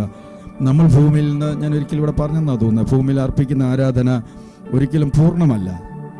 അത് പൂർണ്ണമായി തീരുന്നത് എബ്രായ ലേഖനം 4-ാം അധ്യായത്തിൻ്റെ 14 വാക്യമുണ്ട്. ആകാശത്തൂടെ കടന്നുപോയ ഒരു ശ്രേഷ്ഠ മഹാപുരോഹിതൻ നമുക്കുള്ളത് കൊണ്ട് നമ്മുടെ സ്വീകാര്യം മുറുകെ പിടിച്ചുകൊള്ളുക. നമുക്കുള്ള മഹാപുരോഹിതൻ നമ്മുടെ ബലഹീനതകളിൽ സഹതാപം കാണിപ്പാൻ കഴിയാത്തവനല്ല, പാപമൊഴികെ സകലത്തിലും നമുക്ക് തുല്യനായി തീർന്നവൻ. എന്ന് പറഞ്ഞാൽ ഭൂമിയിൽ തൻ്റെ മക്കൾ അർപ്പിക്കുന്ന പൂർണ്ണതയല്ലാത്ത ആരാധനകളെ പിതാവിൻ്റെ വലതുഭാഗത്ത് സദാസമയത്ത് നമുക്ക് വേണ്ടി പുത്രൻ തമ്പുരാൻ മധ്യസ്ഥത അണച്ചുകൊണ്ടിരിക്കുക. അവിടെ വെച്ച് തൻ്റെ ആ മുറിഞ്ഞ കരങ്ങളിൽ ആരാധന ഏറ്റുവാങ്ങി എന്തെങ്കിലും കുറവുകളുണ്ടെങ്കിൽ അവിടെ വെച്ച് പരിഹരിച്ചിട്ട് പിതാവിന് സമർപ്പിക്കുമ്പോൾ അത് പൂർണ്ണതയുള്ളതായിത്തീരും. അതുകൊണ്ടാണ് ഒരുക്കപ്പെട്ട മനസ്സോടെ, സമർപ്പണത്തോടെ, കുറ്റമില്ലാത്ത മനസ്സോടെ, ശുദ്ധീകരണത്തോടെ കർത്താവിൻ്റെ സന്നിധിയിൽ കടന്നു വന്ന ദൈവത്തെ ആരാധിച്ച് മഹത്വപ്പെടുത്തുവാൻ, അതുമൂലം വ്യക്തിപരമായി നമ്മുടെ ജീവിതത്തിലും സഭയ്ക്കും ദേശത്തിനും ഒരുപോലെ അനുഗ്രഹമായി തീരുവാൻ, ദിനംതോറും നമ്മൾ ആത്മാവിൽ വളരുവാൻ, ബലം പ്രാപിപ്പാൻ മായമില്ലാത്ത പാല് കുടിച്ച് വചനം ധ്യാനിച്ച് പ്രാർത്ഥിച്ച് നമ്മുടെ ക്രിസ്തീയ ജീവിതം, നമ്മുടെ കർത്താവ് വരാൻ ഇനി അധികം സമയമൊന്നുമില്ല. ലോക സംഭവങ്ങൾ വളരെ ഈ ഒരു ഭാഗം പറയുമ്പോൾ ഏറ്റവും അധികം നിരാശരായി കാണുന്ന കല്യാണം കഴിക്കാനിരിക്കുന്ന കുഞ്ഞുങ്ങളുടെ മുഖത്ത് നോക്കുമ്പോൾ നമ്മുടെ കർത്താവ് വരാൻ പോകുന്നത് പറയുമ്പോൾ അവർക്ക് ഭയങ്കര നിരാശയും ഭാരമൊക്കെ ഉണ്ടാകുന്നത് ഞാൻ കണ്ടിട്ടുണ്ട്. നിങ്ങൾ പേടിക്കണ്ട, നിങ്ങളുടെ കല്യാണം ഒക്കെ നടക്കും. അത് കഴിഞ്ഞ് കർത്താവ് വരത്തുള്ളൂ നമുക്ക് അങ്ങ് പ്രതീക്ഷിക്കാം. ജോയല കേട്ടോ, ഭാരപ്പെടണ്ട. കർത്താവ് വരാൻ പോകുന്നത് പറയുമ്പോൾ അവരാണ് പെട്ടെന്ന് നെറ്റി ചുളിക്കുന്നത്. ദൈവമേ, പരിപാടി തീർന്നോ? നമ്മുടെ ആഗ്രഹങ്ങളൊക്കെ ദൈവം സാധിപ്പിക്കും. നമുക്ക് ഏറ്റവും പ്രാധാന്യം നമ്മുടെ നിത്യതയാണ്. അതിനുവേണ്ടി നമുക്ക് ഒരുങ്ങാം. നമ്മളെ കർത്താവിൻ്റെ കരങ്ങളിൽ ഏൽപ്പിക്കാം. ബാബു ചെറിയാൻ പറഞ്ഞൊരു പദമുണ്ട്, ഒരിക്കൽ ക്രിസ്ത്യാനിയായി ജീവിക്കുവാണെങ്കിൽ ക്ലൈമാക്സിൽ ജീവിച്ചോണം, ഇല്ല കളഞ്ഞിട്ട് പോക്കോണം. പറഞ്ഞ മനസ്സിലായോ? ക്രിസ്ത്യാനിയായിട്ട് ജീവിക്കുവാണെങ്കിൽ, ഒരു ദൈവവൈലായിട്ട് ജീവിക്കുവാണെങ്കിൽ അതിൻ്റെ ക്ലൈമാക്സിൽ ജീവിക്കാൻ ശ്രമിക്കണം.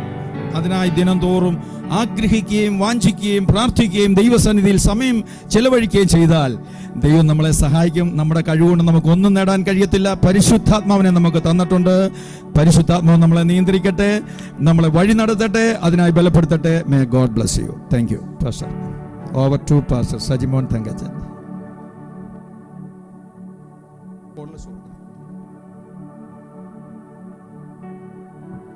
9:45 വരെ കുഴപ്പമില്ലല്ലേ? ലാലിച്ചാൻ അപ്പോഴത്തേക്ക് വരത്തുള്ളായിരിക്കും.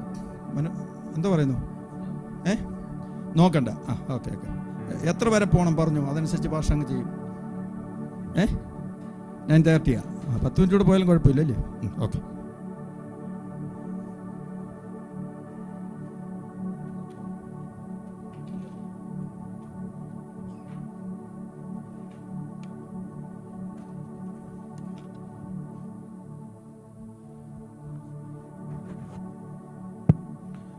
ആത്മീയ ലോകത്തിൽ വളരെ കർത്താവിന് വേണ്ടി പ്രയോജനപ്പെടുന്ന കർത്താവിൻ്റെ ദാസനാണ് ജെയിംസ് പാസ്റ്റർ. ദൈവത്തിൻ്റെ ദാസന് ദൈവം നിരവധി ഗാനങ്ങൾ കൊടുത്തത് ഇന്നും ആത്മീയരായ ദൈവമക്കൾ സഭകൾ പാടി ആരാധിക്കുന്നു.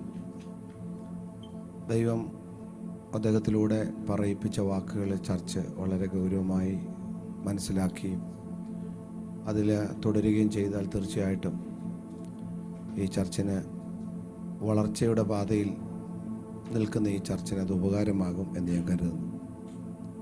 ഞാൻ ദേവദാസൻ പറഞ്ഞുകൊണ്ടിരുന്നപ്പം ചർച്ചിൻ്റെ പാസ്റ്റർ ആയതുകൊണ്ട് കുറച്ച് മ്യൂസിഷ്യൻസൊക്കെ നമ്മുടെ ചർച്ചിൽ ഉണ്ട്, ഇപ്പോഴും ഉണ്ട്. ആരാധനയ്ക്ക് വലിയ പ്രാധാന്യം കൊടുക്കുന്നൊരു സഭയാണ്. മോനെ ശരി കുറയ്ക്കും. ആരാധനയ്ക്ക് വളരെ പ്രാധാന്യം കൊടുക്കുന്ന അവളിങ് അല്ല മോനെ തിരിച്ചു വെച്ചു അങ്ങനെ ഇങ്ങോട്ട് ഓക്കെ. Thank you. ആരാധനയ്ക്ക് കുറച്ച് പ്രാധാന്യം കൊടുക്കുന്നൊരു സഭയായതുകൊണ്ട് എനിക്ക് മനസ്സിലായൊരു കാര്യം ഞാൻ ചർച്ചിനോട് പറയാം. ഒരു സഭായോഗത്തിൽ ആരാധന ഫ്ലോപ്പായാൽ പിന്നെ ആ സഭായോഗം പോയി. അതാണ് പ്രധാനപ്പെട്ടൊരു കാര്യം.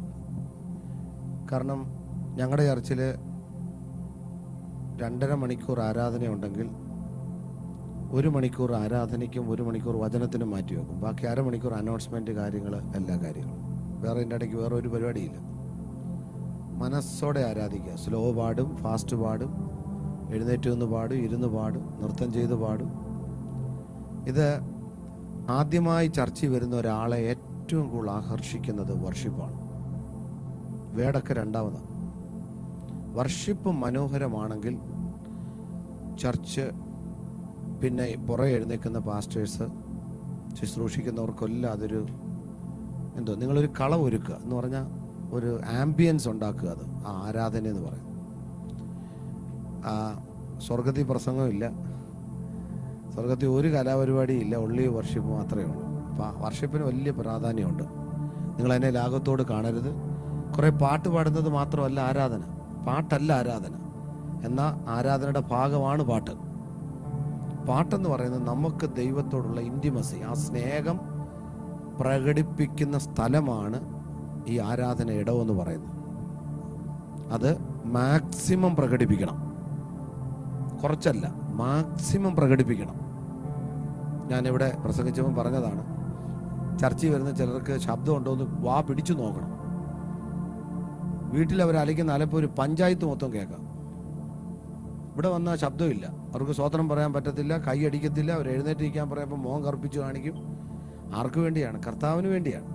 പാസ്റ്റർ അവനൊരു ഇപ്പം ജെയിംസ് ഖാന് ഇവിടെ ആരാധന ഗൈഡ് ചെയ്യാനായിട്ട്, ലീഡ് ചെയ്യാനായിട്ട് നിൽക്കുന്നതേ ഉള്ളൂ. അത് നിങ്ങളെ ഗൈഡ് ചെയ്യുന്നത് സ്വർഗീയമായ ഒരു അനുഭൂതിയിലേക്കാണ്. അത് അങ്ങനെ കാണാം. ഒരു വർഷിപ്പ് ലീഡറിനെ അങ്ങനെ കാണാം. അദ്ദേഹം നിങ്ങളെ ലീഡ് ചെയ്യുന്നു, ഒരു സ്വർഗീയമായ തലത്തിലേക്ക് നിങ്ങളെ ആരാധനയെ കൊണ്ടുപോകാനായിട്ട് ആ ദൈവദാസനെ ഇവിടെ ലീഡ് ചെയ്യുന്നു.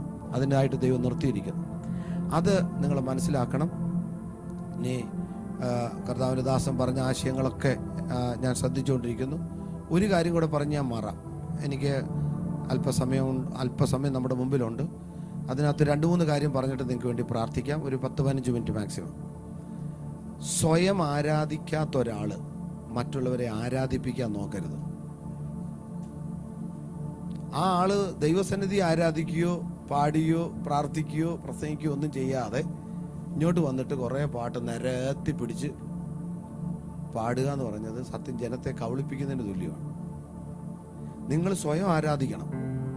ആരാധിച്ചതിൻ്റെ ഒരു ഔട്ട്കമാണ്. നിങ്ങൾ ശ്രദ്ധിച്ചേ, 7-6 ദിവസം നിങ്ങൾ ദൈവത്തോട് കാണിക്കുന്ന സ്നേഹത്തിൻ്റെ ഒരു ഔട്ട്കമാണ് സൺഡേ ആരാധനയ്ക്ക് വെളിപ്പെടേണ്ടത്.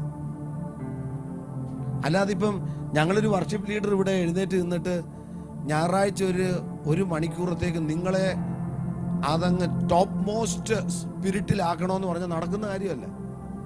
നിങ്ങൾ കഴിഞ്ഞ 6 ദിവസം എങ്ങനെ ജീവിച്ചോ അതിൻ്റെ ബേസിലേ ഈ ആരാധന വരത്തുള്ളൂ. അതുകൊണ്ട് നമ്മൾ 6 ദിവസം, അതാ ഞാൻ പറഞ്ഞത്, 6 ദിവസം നമ്മൾ ദൈവത്തോട് എങ്ങനെ ആയിരുന്നു എന്നതിൻ്റെ ഒരു ഔട്ട്കമാണ് സൺഡേ വരുമ്പോൾ കണ്ണ് നിറഞ്ഞ് ദൈവമേ ഒത്തിരി പ്രശ്നത്തിൽ കൂടെ കഴിഞ്ഞ ആഴ്ച കടന്നുപോയി, ഒരുപാട് സ്ട്രഗിൾ ചെയ്ത് സ്ട്രെയിൻ ചെയ്തു, ഉത്തരം കിട്ടാത്ത ചോദ്യങ്ങൾ എൻ്റെ ജീവിതത്തിൽ ഒത്തിരി ഉണ്ടായിരുന്നു, പൈസയ്ക്ക് ഒത്തിരി ബുദ്ധിമുട്ടി, വഴി അടയപ്പെട്ടു, ഒത്തിരി പ്രയാസം ഉണ്ടായി. പക്ഷേ ഈ ആഴ്ച സൺഡേയിൽ എന്നെ ഇതിൽ നിന്നെല്ലാം വിമുക്തമാക്കി ദൈവം എന്നെ കൊണ്ടു നിർത്തിയിരിക്കുന്ന ഒരു സ്തോത്രം ചെയ്യുന്നു.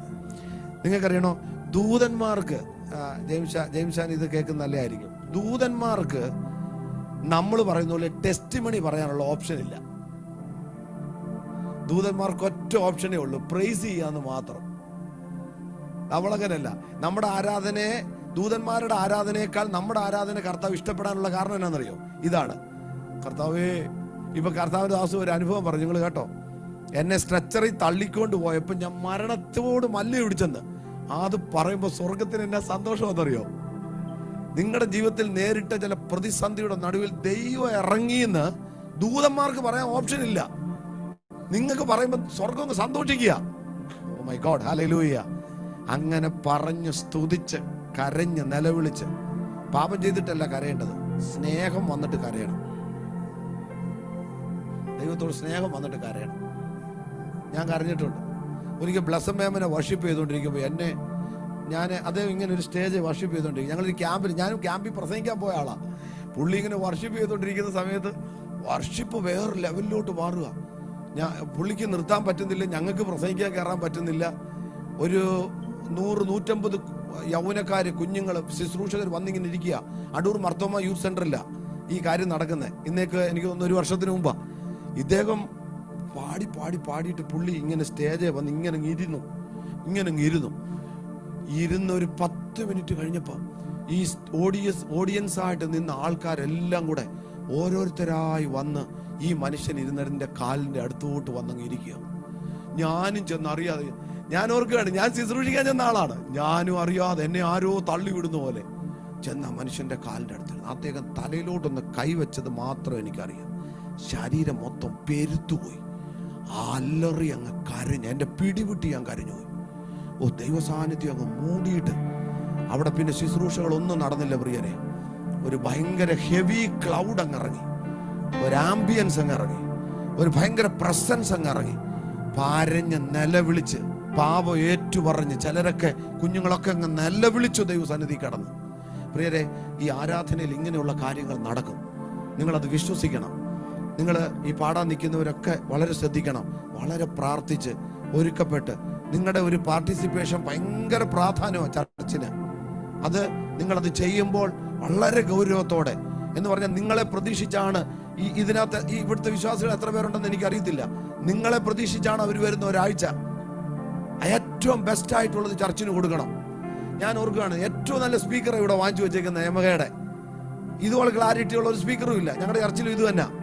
പക്ഷെ അതൊക്കെ നന്നായിട്ട് ഓപ്പറേറ്റ് ചെയ്യണം. തലേന്നേ വരണം, അത് മൊത്തം നോക്കണം, ഓരോരുത്തരുടെ വോയിസ് ചെക്ക് ചെയ്യണം, എല്ലാം വളരെ കൃത്യമായിരിക്കണം. ഞായറാഴ്ച അല്ലെങ്കിൽ വെള്ളിയാഴ്ച വരുന്ന ഒരാള് കയറി വരുമ്പോൾ പെർഫെക്റ്റ് ആയിരിക്കണം ആരാധന. പ്രാർത്ഥിച്ച് ഒരുങ്ങി ഉപവസിച്ച് കർത്താവിനോട് ഹല്ലേലൂയ കരഞ്ഞ്, കർത്താവേ ഞങ്ങൾ പാടുന്ന പാട്ട് ജനത്തെ തൊടണമേ, ടച്ച് ചെയ്യണമേ എന്ന് പ്രാർത്ഥിച്ച്. ഞാൻ ജെയിംസ് ഷാന് അധികം അറിയത്തില്ല, ജെയിംസ് ഷാൻ പക്ഷെ ഒരു പ്രാവശ്യം കണ്ടു. ഞങ്ങളുടെ ചർച്ചിൽ എന്തെങ്കിലും ആരാധനയുടെ ഭാഗത്ത് ഫ്ലോപ്പ് വന്ന് ഞാൻ ശരിക്കും വഴക്ക് പറയും. ഞാൻ പറയും ഇറങ്ങി പോയിക്കോളാൻ പറയും ചർച്ചയിൽ നിന്ന്. നിശ്ചിതമായി ഞാൻ പറയും. കാരണം ഇത് സത്യത്തിൽ കലാപരിപാടിയല്ല. This is not a program. ഇത് പ്രോഗ്രാം അല്ല, ദിസ് ഈസ് എ മിനിസ്ട്രി. ഇതൊരു ശുശ്രൂഷയാണ്. ഇത് പ്രോഗ്രാമിന് വേണ്ടിയല്ല ഇവിടെ വന്നിരിക്കുന്നത്. നമ്മൾ കർത്താവിനെ എത്രയും ആരാധിച്ച് എനിക്കറിയാം ഗൾഫിലുള്ളവരുടെ മനോപ്രയാസങ്ങൾ എന്തുമാത്രമാണ്. ആമേൻ, സ്തോത്രം. എന്തോ പ്രഷറാണ്. ഈ പ്രവീൺ ഇടയ്ക്കിടയ്ക്ക് പറയാറുണ്ട്, പ്രവീണിനെ കാണുമ്പോൾ ഞാൻ വലിയ പ്രഷറിലാണ്. പുള്ളി ഭയങ്കര പ്രഷറില്ല എപ്പോഴും. കാരണം 1.5 മില്യൺ ടാർഗറ്റ് ചെയ്യണം ഒരു മാസം പുള്ളിക്ക്. പ്രഷറിന്റെ മേൽ പ്രഷറാ. അതെല്ലാം വെച്ചോണ്ടാണ് പുള്ളി ഞായറാഴ്ച വരുന്നത്, ശനിയാഴ്ച വരുന്നത്, അല്ലെങ്കിൽ വെള്ളിയാഴ്ച വരുന്നത്. ഈ ആരാധന അദ്ദേഹത്തിന്റെ മുഴുവൻ ആകുലതയെ മാറ്റണം. ഒരാമയും പറഞ്ഞാട്ടെ ദൈവമക്കള്, കംപ്ലീറ്റ് ആകുലതയെ മാറ്റണം. ഇവിടെ വന്ന് നെരുപ്പോടിനകത്ത് തീ വാരിയിട്ടിരിക്കുന്ന പോലെ വന്നിരിക്കുന്ന വിശ്വാസിയെ ആരാധന, വചനം, അഭിഷേകം വിടുവിച്ച് ഫ്രീ ആയിട്ട് വേണം ഈ ഡോർ തുറന്ന് ഇറങ്ങിപ്പോവാൻ. അതിന് നിങ്ങളുടെ ഉത്തരവാദിത്വം ഭയങ്കരമാണ്. ഞാൻ കർത്താവിന്റെ ദാസൻ ഇത് ഇങ്ങനെ പറഞ്ഞുകൊണ്ടിരിക്കുന്ന കൂട്ടത്തിൽ എൻ്റെ ഉള്ളിൽ 2-3 ആശയങ്ങൾ വന്നു. ആ ആശയം നിങ്ങൾക്ക് വേണ്ടി ഒന്ന് പറഞ്ഞിട്ട് ഞാൻ ഇരിക്കാം. മറ്റൊരു സന്ദർഭം നമുക്ക് കുറച്ചുകൂടെ ഡീപ്പായിട്ട്, കാരണം മെയിൻലി വർഷിപ്പിനെ കുറിച്ചാണ് ഇന്ന് ക്ലാസ് എടുക്കാൻ ലാലുചാൻ ആവശ്യപ്പെട്ടത്. പക്ഷേ ഞാൻ 1-2 കാര്യങ്ങൾ കൂടെ ഇതിനോട് ചേർത്ത് പറഞ്ഞിട്ട് നിൽക്കാം. പ്രാദേശിക സഭയോടുള്ള ബന്ധത്തിൽ നിങ്ങളുടെ ഉത്തരവാദിത്വം വളരെ വലുതാണ്. എല്ലാവരും കേൾക്കണം. ഒരു 3 കൂട്ടം കാര്യമേ ഞാൻ പറയത്തുള്ളൂ. പ്രാദേശിക സഭ നിങ്ങളുടെ മേൽ നടത്തുന്ന സ്വാധീനം, അല്ലെങ്കിൽ നിങ്ങളുടെ മേലുള്ള നിങ്ങൾക്ക് പ്രാദേശിക സഭയോടുള്ള ഉത്തരവാദിത്തങ്ങൾ വളരെ വലുതാണ്. നിങ്ങൾ അതിൽ ശ്രദ്ധിക്കേണ്ട 2-3 കാര്യങ്ങൾ. 1, ദൈവം ആണോ എന്നെ ഈ ചർച്ചയിൽ കൊണ്ടുവന്നത്? ദൈവം നിയോഗിച്ചൊരു പാസ്റ്ററിന്റെ കീഴിലാണോ ഞാൻ ആയിരിക്കുന്നത്? ഇത് വളരെ പ്രധാനമാണ്. കേൾക്കുന്നോ?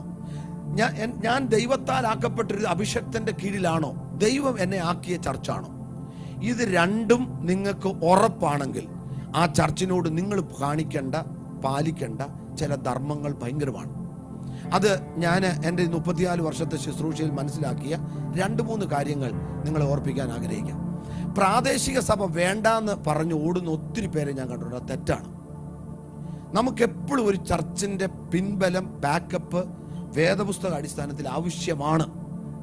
ഒരാമയും പറഞ്ഞാട്ട്, നല്ലപോലെ പറഞ്ഞാട്ട്. ഹല്ലേലൂയ. നിങ്ങൾക്കൊരു ലോക്കൽ ചർച്ചിന്റെ ആവശ്യമുണ്ട്, ഇല്ലെന്ന് നിങ്ങൾ ഒരിക്കലും ധരിക്കരുത്.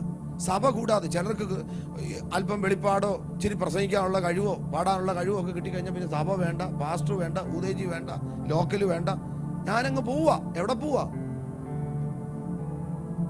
തെറ്റാണത്. എപ്പോഴും ഒരു സഭ, ഒരു പാസ്റ്ററുടെ കീഴിൽ നമ്മൾ സബ്മിസീവായിട്ടിരിക്കണം എന്ന് ദൈവം ഇഷ്ടപ്പെടുന്നു. അതുകൊണ്ട് പ്രവാചകന്റെ ആത്മാവിന് കീഴടങ്ങി ഇരിക്കട്ടെ. എംപോസിഷന്റെ മണം അടിക്കുന്നുണ്ട് കേട്ടോ, ഇത് പറയാതിരിക്കുന്നുണ്ട്. സ്വത്രം. അതിന് ബൈബിളൊന്നും വായിക്കുന്നില്ല ആരും. പ്രവാചകന്റെ ആത്മാവിന് കീഴടങ്ങിയിരിക്കട്ടെ. നമ്മൾ ബി സബ്മിസീവ് ഓൾവേസ്. ഭാര്യ ഭർത്താവിന് കീഴടങ്ങിയിരിക്കട്ടെ.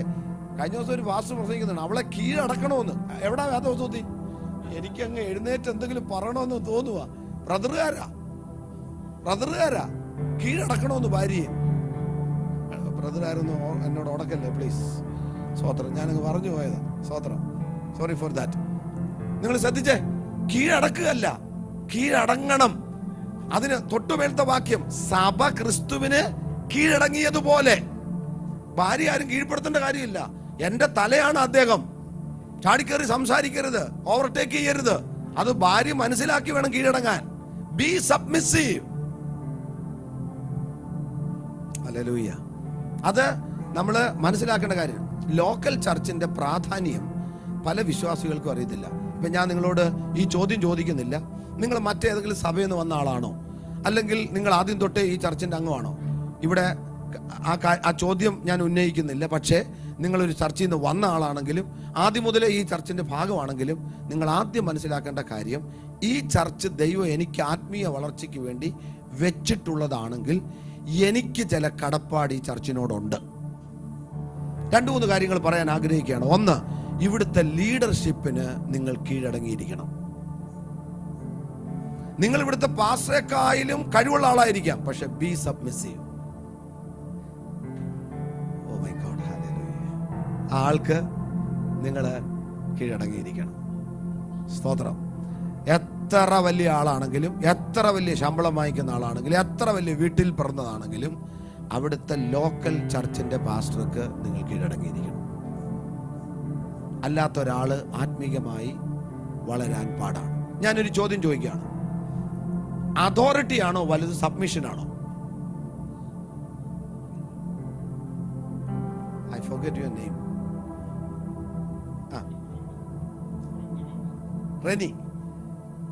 റെനി, കീഴ്പ്പെടലാണോ വലുത്, അധികാരമാണോ വലുത്?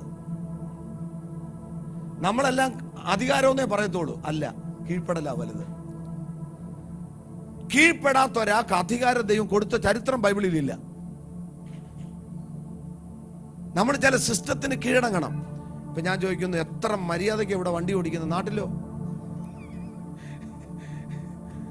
ഓണടിച്ച് ഓണിലോട്ട് കൈവച്ച് കേറി അങ്ങോട്ട് ഓവർടേക്ക് ചെയ്തിട്ട് ഇങ്ങനൊരു നോട്ടം, ഗ്ലാസ് താത്ത 4 വർത്താനം, ഇടിച്ചിട്ട് 4 ഇടി, ഇറങ്ങിയിട്ട് 4 അടി അവന് വെള്ളയ്ക്ക്. ഇവിടെ അതൊന്നുമില്ല. എന്ത് മര്യാദയാണെന്നറിയോ ഇവിടെ വണ്ടി ഓടിക്കുന്നത്? നമ്മൾ ഒരു സിസ്റ്റത്തിന് കീഴടങ്ങിയിരിക്കുന്നത് അനുഗ്രഹത്തിന്റെ ഒരു പ്രധാന ലക്ഷണമാണ്. നിങ്ങളുടെ പാസ്റ്റർ ആരും ആയിക്കോട്ടെ, ഇപ്പോൾ ലാലിച്ചാന നിങ്ങളുടെ പാസ്റ്റർ, ആ ദൈവദാസന് നിങ്ങൾ കീഴടങ്ങിയിരിക്കണം. അദ്ദേഹം പറയുന്നതിന് ഓവർടേക്ക് ചെയ്ത് സംസാരിക്കരുത്. അദ്ദേഹത്തിന്റെ ബ്ലെസ്സിങ് നിങ്ങൾക്ക് ആവശ്യമാണ്. അത് പല വിശ്വാസികൾക്കും അറിയത്തില്ല. ഇനി മറ്റൊരു കാര്യം പറയാം, നിങ്ങൾ മറ്റൊരു ചർച്ചയിൽ നിന്ന് വന്ന ആളാണെങ്കിൽ ആ ചർച്ചിന്റെ സിസ്റ്റം ഇവിടെ അടിച്ചേൽപ്പിക്കാൻ ഒരിക്കലും ശ്രമിക്കരുത്. കാരണം ഈ ചർച്ചിന് ഒരു സിസ്റ്റം ഉണ്ട്, ഒരു കാഴ്ചപ്പാടുണ്ട്. ആ കർത്തൃദാസന്റെ കാഴ്ചപ്പാടുണ്ട്, ഒരു ബേർഡനുണ്ട്. ആ കർത്തൃദാസൻ വളരെ ആത്മഭാരത്തോടെ കരയുമ്പോൾ അദ്ദേഹത്തിന്റെ ഉള്ളിലെ ദർശനം എന്താണോ ആ ദർശനത്തോട് ചേർന്ന് ഈ ചർച്ചിലെ വിശ്വാസികൾ പോകുക എന്നുള്ളതാണ് ഏറ്റവും best. Hello, praise the Lord. മറ്റൊരു കാര്യം, നിങ്ങൾക്ക് ഈ ചർച്ച ഇഷ്ടപ്പെട്ടില്ലയോ, നിങ്ങൾ ആ കർത്തൃദാസന്റെ അടുത്ത് ചെന്നിട്ട് പറയാം, എന്നെ അങ്ങ് പ്രാർത്ഥിച്ചു വിട്, തലയിലോട്ട് കൈവച്ച് ചേർന്ന രാമയും പറ, നിങ്ങൾക്ക് ഇഷ്ടപ്പെട്ടില്ല ഈ ചർച്ച്, നിങ്ങൾക്ക് ഈ ചർച്ചയിൽ നിന്ന് പോകണം.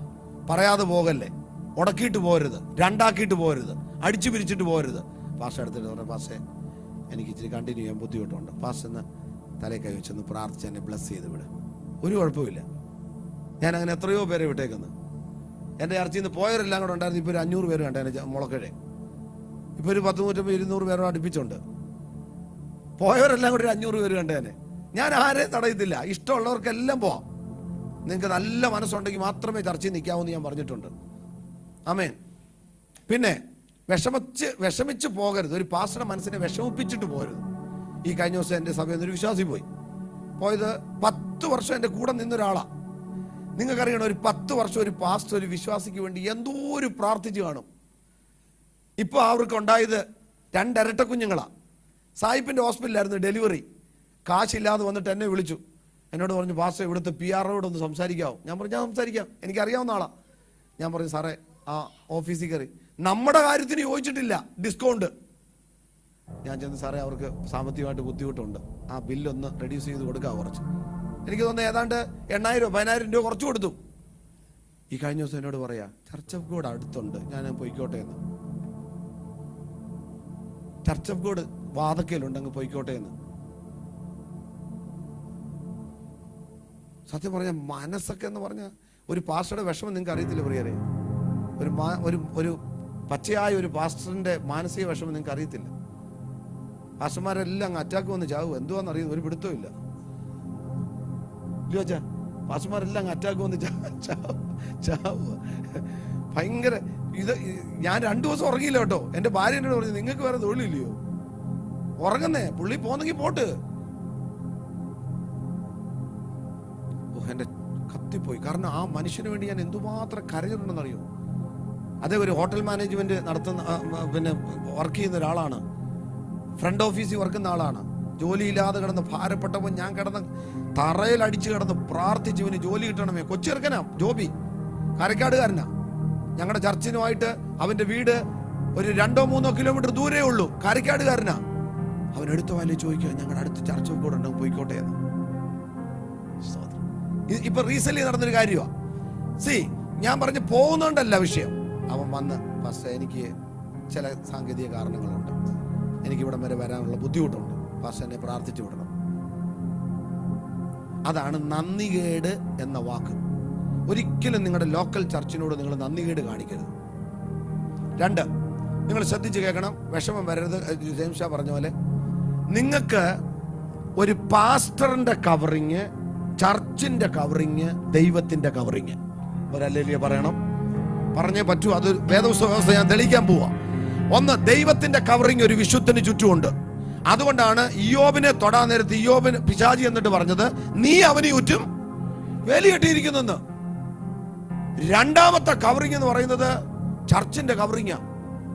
പിന്നെ ഉള്ളത് ഒരു പാസ്റ്ററിന്റെ കവറിങ്ങാ. ഇപ്പൊ ഞാൻ ഇവിടെ നിൽക്കുമ്പോൾ എന്റെ വിശ്വാസി 65-70 കുടുംബം എന്റെ മനസ്സിലിരിക്കുക. അവര് ഏതാ മനസ്കേല് നല്ല എഫ് മൈനർ. ഹല്ലേലൂയ, ഒരു ആമേൻ. Thank you Lord, hallelujah. ഞാൻ അത് ഓർത്തു കേട്ടോ അച്ഛാ. തിരുമുൻപിൽ കാഴ്ച വയ്ക്കുവാൻ എന്റെ സ്നേഹം മാത്രമേ ഉള്ളൂ. പാടിക്കും. തിരുമുൻപിൽ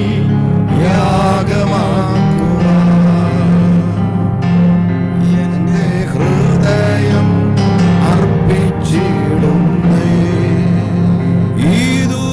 ഇതുപോലൊരു ഭാഗ്യം എന്റെ യേശുവിൻ സാന്നിധ്യമേ. ഓ, ഇതുപോലൊരു ആശ്വാസം എന്റെ താതന്റെ മാവിടമേ.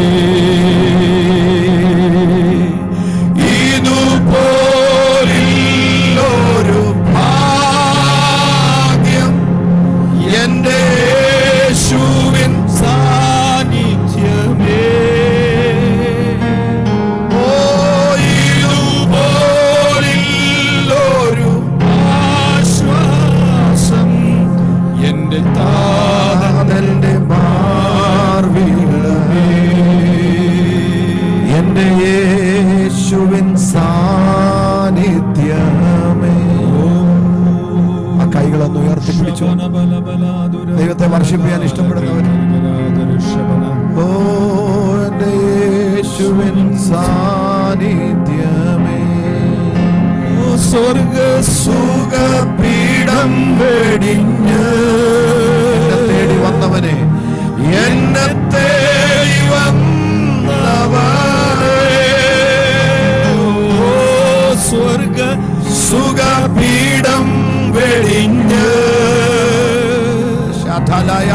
എന്നെ തേടി പരിശുദ്ധാത്മാവേ, തേജസ്സിന്റെ വസ്ത്രമുരിഞ്ഞ്, തേജസ്സിന്റെ വസ്ത്രമുരിഞ്ഞ് തന്നെത്താൻ താഴ്ത്തിയോനെ, തന്നെത്താൻ താഴ്ത്തിയോനെ. ഇന്ന് ആരാധിക്കുമ്പോ ഞങ്ങൾ കാണുന്നു നിന്നെ, രാജാവിന്റെ പൂർണ്ണനായി. ഓ, ഇന്ന് ആരാധിക്കുമ്പോ ഞങ്ങൾ കാണുന്നു നിന്നെ, സ്തുതികൾക്ക് യോഗ്യനായി.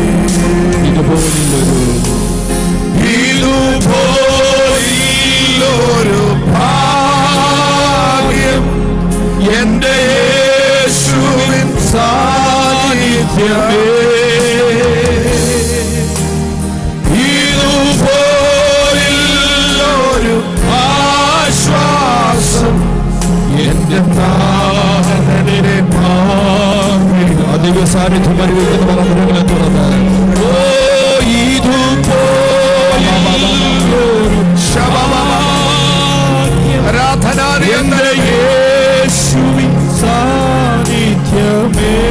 ദൈവസ്നേഹം ചന്ദ്രത്തോട് ഈ സമയത്ത് കേട്ടോ. ഇതുപോലൊരു ആശ്വാസം എന്റെ ദൈവസ്നേഹം ചന്ദ്രത്തോട് ചില കുറവുകളെ ദൈവം കെട്ടുകയാണ് ഇന്ന് രാത്രി.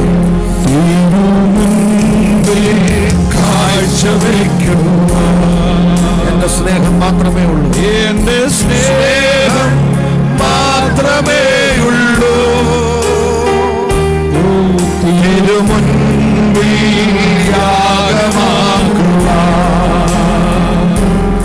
എന്റെ ഹൃദയം അർപ്പിച്ചിടും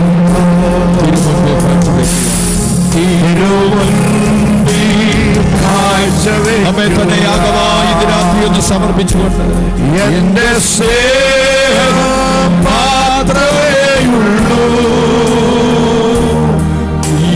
മുൻപിൽ യാഗമാക്കുക എന്റെ ഹൃദയം അർപ്പിച്ചിടും.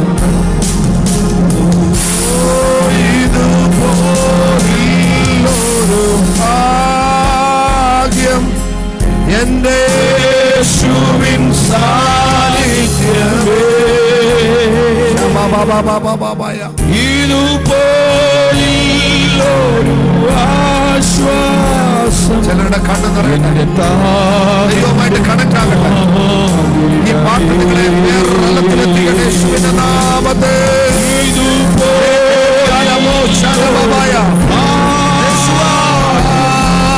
എന്റെ യേശുവിൻ സാന്നിധ്യമേ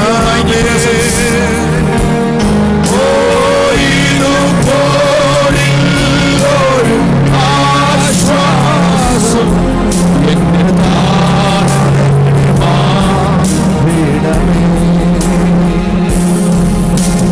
കുഞ്ഞാടെ നീ അറുക്കപ്പെട്ടു, രക്തമെന്നെ വിലയ്ക്ക് വാങ്ങി, തിരുരക്തമെന്നെ വിലയ്ക്ക് വാങ്ങി.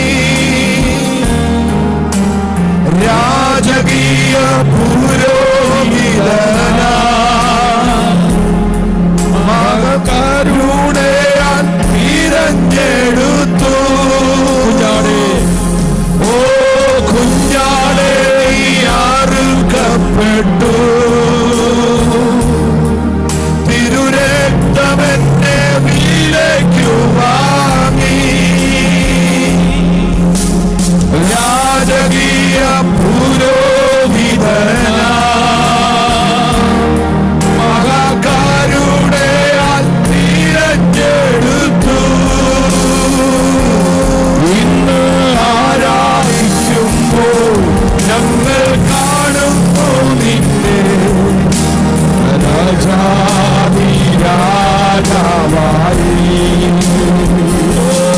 ഇന്ന് ആരാധിക്കുമ്പോൾ ഞങ്ങൾ കാണുന്നു നിന്നെ കർത്താവായി.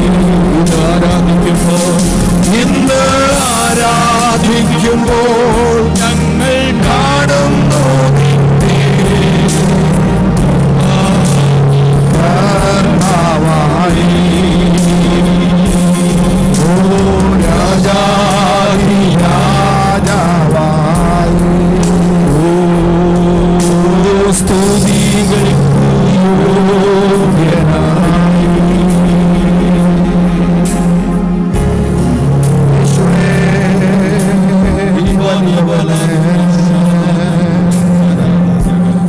നിങ്ങൾ അടച്ച ദൈവസന്നിധി പ്രാർത്ഥിച്ചാട്ട് ഒരു മിനിറ്റ്. ദൈവത്തിന്റെ ആത്മാവ് എന്നോട് വളരെ കൃത്യമായി ഞാൻ ഈ പാട്ട് പാടിയപ്പോൾ എന്റെ കണ്ണ് നിറഞ്ഞ ദൈവത്തെ സ്തുതിക്കുകയാണ്. നിങ്ങൾക്ക് എത്ര പേരെ ദൈവം തൊടുന്നെന്ന് എനിക്ക് അറിയത്തില്ല. സാധാരണ രാത്രിയല്ല ഇത്. ദൈവം നിങ്ങളെ സ്പർശിക്കാൻ ആഗ്രഹിക്കുന്നു. ദൈവം നിങ്ങളെ അപ്ഡേറ്റ് ചെയ്യാൻ ആഗ്രഹിക്കുന്നു. ദൈവം നിങ്ങളെ അപ്ഗ്രേഡ് ചെയ്യാൻ ആഗ്രഹിക്കുന്നു. ഈ ചർച്ചിനെ ദൈവം അപ്ഗ്രേഡ് ചെയ്യാൻ ആഗ്രഹിക്കുന്നു. ദോഹയിൽ ഒത്തിരി ചർച്ചുണ്ട്, പക്ഷെ ഈ ചർച്ച് ഒരു വ്യത്യസ്ത ചർച്ചായി. ഒരു അഭിഷേകത്തിന്റെ, ആരാധനയുടെ, മാനിഫെസ്റ്റേഷന്റെ ഒരു ചർച്ചയാക്കി പരിശുദ്ധാത്മാവ്. ഹല്ലേലൂയ. ഈ ചർച്ച ആര് കാലുകുത്തിയാലും അവന്റെ സ്ഥിതി മാറണം. 3 ആഴ്ച കഴിയുന്നതിനകത്ത് അവന്റെ സ്ഥിതി മാറണം. ഏത് ബന്ധനത്തിൽ വന്നാലും, ഏത് നിരാശ കയറി വന്നാലും ഈ ചർച്ച അതിനെ പ്രൊമോട്ട് ചെയ്യുന്ന തരത്തിലുള്ള യാഗപീഠങ്ങൾ പണിയപ്പെടണം. പ്രാർത്ഥനകൾ ഉയരണം, ആരാധനകൾ ഉയരണം.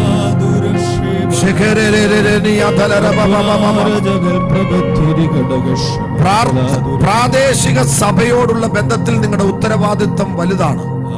ഒരു ചർച്ചിന്റെ കവറിങ് നിങ്ങൾക്ക് ആവശ്യമാണ്. ഒറ്റയ്ക്ക് നിൽക്കുന്ന ഒരു വൃക്ഷത്തെ കാറ്റിന് വേഗത്തിൽ അടിച്ചിടാം. അതുകൊണ്ടാണ് സഭയുടെ പ്രാർത്ഥനയ്ക്കകത്ത് പത്രോസിന്റെ കാരാഗ്രഹം ദൈവം തുറന്നത്. സഭയ്ക്ക് ഭയങ്കര പ്രാധാന്യമുണ്ട്. നിങ്ങൾ അതിനെ അലക്ഷ്യമായി കാണരുത്. നല്ലൊരു ചർച്ചിന്റെ മെമ്പർഷിപ്പ് എടുക്കണം നിങ്ങൾ. ഹല്ലേലൂയ. ആ ചർച്ചിനോട് ചേർന്ന് നിൽക്കണം. പ്രാർത്ഥനയുടെ കവറിങ് നിങ്ങൾക്ക് ആവശ്യമാണ്. മറ്റൊരു കാര്യമാണ്, നിങ്ങൾക്ക് കിട്ടുന്നതിന്റെ കൃത്യം ദശാംശം ആ പ്രാദേശിക സഭയ്ക്ക് മാത്രമേ കൊടുക്കാവൂ. അത് നുള്ളി മുറിക്കരുത്, 10 ആക്കി തീർക്കരുത്, 10 എടുത്ത് കൊടുക്കരുത്. ആ പ്രാർത്ഥിക്കുന്ന പാസ്റ്റർക്ക്, കണ്ണുനീരൊഴുക്കുന്ന പാസ്റ്റർക്ക് അദ്ദേഹത്തിന്റെ മുമ്പിൽ നിങ്ങൾ അത് കൊണ്ട് അർപ്പിക്കണം. ദൈവത്തിന്റെ മുമ്പിൽ അത് അർപ്പിക്കണം. ആമേൻ, സ്വതന്ത്രം. മറ്റൊരു കാര്യമാണ്, സഭ നിങ്ങളെ പ്രാർത്ഥിച്ചയക്കുന്നത് വരെ നിങ്ങൾ നിങ്ങൾ ആ ചർച്ചിന്റെ കീഴിൽ ആത്മാവിൽ പ്രാർത്ഥിച്ച് ഇരിക്കണം. പൗലോസിനെയും ബർന്നബാസിനെയും അമ്മയും വിളിച്ചിരിക്കുന്ന വേലയ്ക്ക് വേണ്ടി പരിശുദ്ധാത്മാവ് വേർതിരിച്ചു. പക്ഷേ അയച്ചത് സഭയാണ്. സഭ അയക്കുന്നത് വരെ അവരവിടെ ഇരുന്നു. സഭ അയച്ചാൽ മാത്രമേ നീ പ്രയോജനപ്പെടുത്തുള്ളൂ. ഞങ്ങൾക്കറിയാം, ദൈവദാസന്മാർക്കറിയാം ഒരാളെ പ്രാർത്ഥിച്ചു വിടേണ്ടത് എങ്ങനെയാണെന്ന്. ഇന്ന് രാവിലെ രാത്രി പരിശുദ്ധാത്മാവ് ഈ അഗപ്പെ ചർച്ചിനോട് സംസാരിക്കുന്നു. നിങ്ങളെ ദൈവം പ്രാർത്ഥിച്ചു വിടും, ശുശ്രൂഷയ്ക്ക് അയക്കും, നിങ്ങളെ അഭിഷേകം ചെയ്ത് വിടും. അന്ന് നിങ്ങൾ ആ കളത്തിൽ പോയി, അല്ലെങ്കിൽ നിങ്ങളെ അയക്കുന്ന സ്ഥലത്ത് പോയി നിങ്ങൾ അതിശക്തിയോടെ പ്രയോജനപ്പെടുന്ന ഒരു സീസൺ ദൈവം നിങ്ങൾക്ക് വേണ്ടി കൊണ്ടുവരികയാണ്. എല്ലാവരും പ്രാർത്ഥിച്ചാണ്.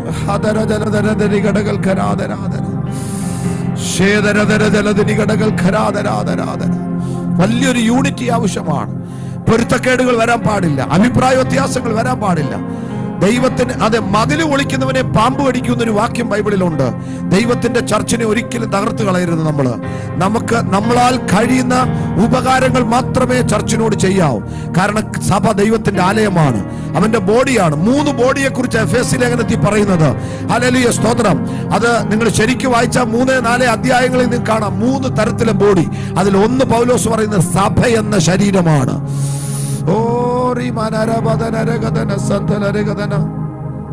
ഞങ്ങള് ഇതിനകത്ത് വർഷിപ്പ് ചെയ്യുന്ന വർഷിപ്പ് ലീഡേഴ്സ് ആയിട്ട് നിൽക്കുന്നവർക്ക് വേണ്ടി ഒന്ന് പ്രാർത്ഥിക്കാൻ പോവുകയാണ്. അവരെ ഒന്ന് കൈവച്ചോ എണ്ണ പൂശിയോ ഒന്ന് പ്രാർത്ഥിക്കാൻ ഞാൻ വളരെ ആഗ്രഹിക്കുന്നു. നിങ്ങൾ അതിനുവേണ്ടി റെഡി ആയിക്കാട്ടെ. ഹല്ലേലൂയ. പിന്നെ ചർച്ചിന്റെ ലീഡേഴ്സ് ആയിട്ട് നിൽക്കുന്നവർക്കൊക്കെ പ്രാർത്ഥിക്കാനായിട്ട് ഞങ്ങൾ കർത്തൃദാസന്മാർ തയ്യാറാകുകയാണ്. ഹല്ലേലൂയ. അങ്ങനെ ഒരു പ്രാർത്ഥന വേണമെന്ന് നിങ്ങൾക്ക് കൊതിക്കുന്നുണ്ടെങ്കിൽ നിങ്ങൾക്ക് വേണ്ടി ആ സമയം ഒരുക്കുമ്പോൾ നിങ്ങൾ മുമ്പോട്ട് കയറി വന്ന് പ്രാർത്ഥിക്കണം. ഞാൻ പാസ്റ്റർ ആൻസൺ മാവേലിക്കരയിൽ എഴുതിയ ഒരു പാട്ടിന്റെ ഒരു വരി എൻ്റെ മനസ്സിൽ ഓർമ്മ വരുന്നു. ഉപയോഗിക്കണേ ഇനിയും എന്നെ ഉണർവിനാ, ഉപയോഗിക്കണേ എന്ന് ആഗ്രഹമുള്ളവരെന്ന് കൈ ഉയർത്തിക്കണം. ഇനിയും എന്നെ ഉണർവിനാ ഉപയോഗിക്കണേ, അണയാത്ത ഓരഗ്നിയായി കത്തുവാൻ നിന്നഗ്നിയെ പകരണമേ. വിളങ്ങിടുന്ന ഒരു ജ്യോതിസായി മാറുവാൻ നിന്നഗ്നിയെ പകരണമേ. ആ കൈകളൊന്ന് ഉയർത്തിപ്പിടിച്ചുകൊണ്ട് ഉപയോഗിക്കണേ ഇനിയും എന്നെ ഉണർവിനാ ഉപയോഗിക്കണേ. ഒന്ന് പാടിക്കേ. ഉപയോഗിക്കണേ ഇനിയും എന്നെ ഉണർവിനാ ഉപയോഗിക്കണേ, അണയാത്ത ഓരഗ്നിയായി കത്തുവാൻ നിന്നഗ്നിയെ പകരണമേ. വിളങ്ങിടുന്ന ഒരു ജ്യോതിസായി മാറുവാൻ നിന്നഗ്നിയെ പകരണമേ. Hallelujah, hallelujah. ആ കൈകൾ ഉയർത്തിപ്പിടിച്ചുകൊണ്ട് എല്ലാവരും ചേർന്ന്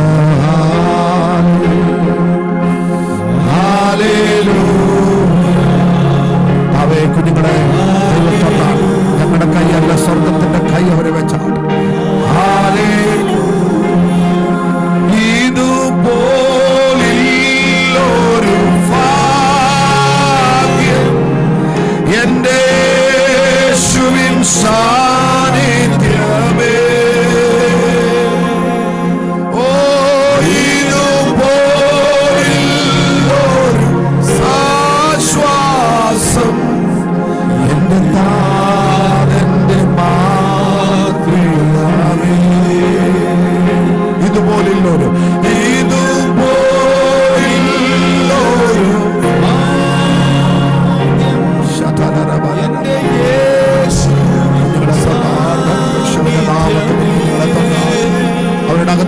ടാലന്റുകൾ പുറത്തു വരേണ്ട, ഒരു അഭിഷേകം വരുന്നവർ പുറത്തു വരേണ്ട കർത്താവ്.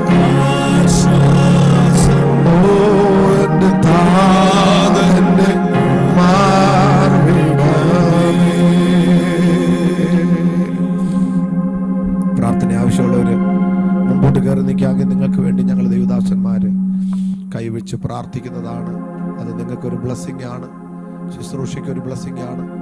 അങ്ങനെ പ്രാർത്ഥന ആവശ്യമുണ്ടെങ്കിൽ വർഷിപ്പ് ലീഡേഴ്സ്, വർഷിപ്പിൽ നിൽക്കുന്ന ദൈവദാസന്മാർ, കൊയറിലുള്ളവര്, എക്സ്പെഷ്യലി ചർച്ചിന്റെ ലീഡേഴ്സ് ആയിട്ട് നിൽക്കുന്നവര്,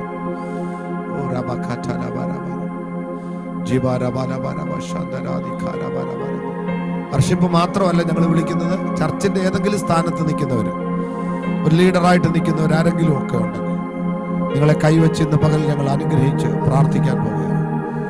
അവർക്ക് മുമ്പോട്ട് കയറി നിൽക്കാം. യേശുവേ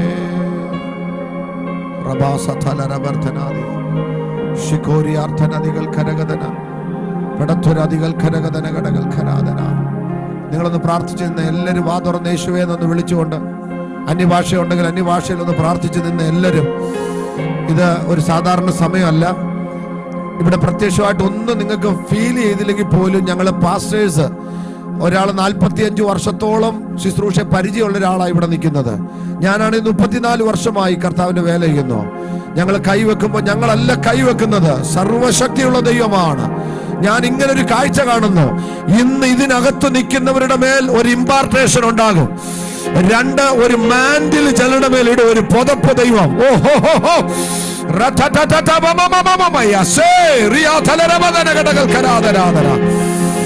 ഒരു ഭയങ്കര ഒരു മാൻഡിൽ യേശുവിന്റെ നാമത്തില്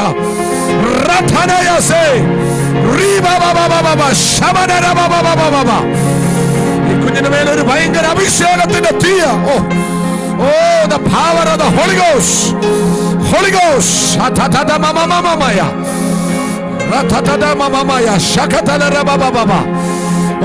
തൊടുക യേശുവിന്റെ നാമത്തിൽ. റൈച്ചാന്റെ മേൽ ഒരു ഭയങ്കര പകർച്ച ഇന്ന് പകലിൽ സംഭവിക്കട്ടെ. രാത്രിയിൽ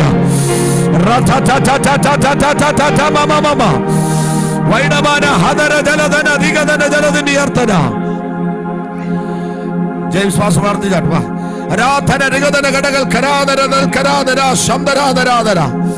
തൊടുക തൊടുക. ഞങ്ങൾ രണ്ടുപേരൂടെ വെച്ച് കൈവെക്കുന്നു.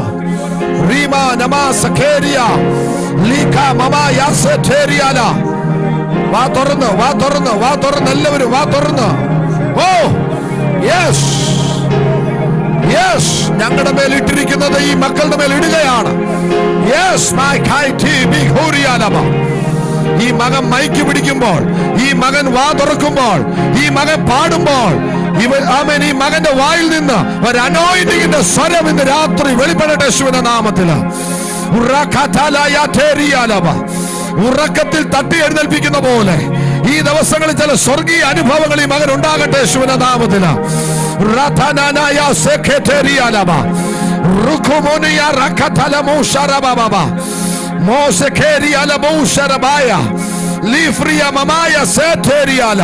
എല്ലാം ഒരു ഭയങ്കര ഫ്രീഡം ഈ മകന്റെ മേൽ ഉണ്ടാകട്ടെ. ടെൻഷനുകൾ മാറിപ്പോകട്ടെ. ഒരു അനോയിന്റിങ് ഈ മകനെ തൊടട്ടെ. ഒരു അഭിഷേകം, അന്യഭാഷ നാവിനകത്ത് ഇപ്പോൾ തന്നെ നാവിന്റെ കെട്ടഴിക്കുന്നു ഞങ്ങൾ യേശുവിന്റെ നാമത്തിൽ. മോശയുടെ നാവിനെ തൊട്ട ദൈവം, oh the power, the Holy Ghost, റകതായ സെഖരിയാല, ഓ റികോ സോകോതോലോറിയാല റബ. ഒരു ഷോക്ക് അടിക്കുന്ന പോലെ ദൈവശക്തി മകന്റെ മേൽ വ്യാപരിക്കേണ്ട കർത്താവേ. ഘടകത്തുരവനഘടകൾ കരാതരാതര ശമനഘടകൾ കരകതന. വാ തുറന്ന് ദൈവ യേശുവെന്ന് വിളിച്ചോ. അന്യഭാഷ കിട്ടാത്തവർ യേശുവെന്ന് വിളിച്ചാണ്ട് ശമാന മാന മാന മാന റീമ മാന മാന മാന യാധികാര മാന മൗഢമാന. യേശുവിന്റെ നാമത്തിൽ ഒരു അപ്ഡേഷൻ സംഭവിക്കുന്നു. നിന്റെ മേലൊരു അപ്ഡേഷൻ സംഭവിക്കുന്നു. റാത്തുന ശമന ദിഗന ജഗന. ഈ രാത്രി സംഭവിക്കട്ടെ. ഓ, നീ മൗനമായിരിക്കേണ്ട ആളല്ല. നീ എഴുന്നേക്കാൻ സമയമായി. നീ എഴുന്നേറ്റ് നിവർന്നു നിൽക്കുന്ന സമയങ്ങളാണ്. ഓ, പവർ തൊടുക, യേശുവിന്റെ നാമത്തിൽ തൊടുക. പുര മന ധന ധന ശമ നമ നമ ധന ധന സമ നമ ധനേ രേഖ തേര തേര തേര തേര. തൊടുക. ഇന്ന് മുതൽ ഒരു സമാധാനം നിന്റെ അകത്ത് ഫീൽ ചെയ്യുന്നു. പ്രാർത്ഥിച്ചോ. അടകത്തുരാതര പ്രവാചക സന്ദര ശതല ഘടകൾ കരാതരാതര പടത്തുരാധികാരക ശൈഡമന ഘടകൾ കരാതര. തൊടുക.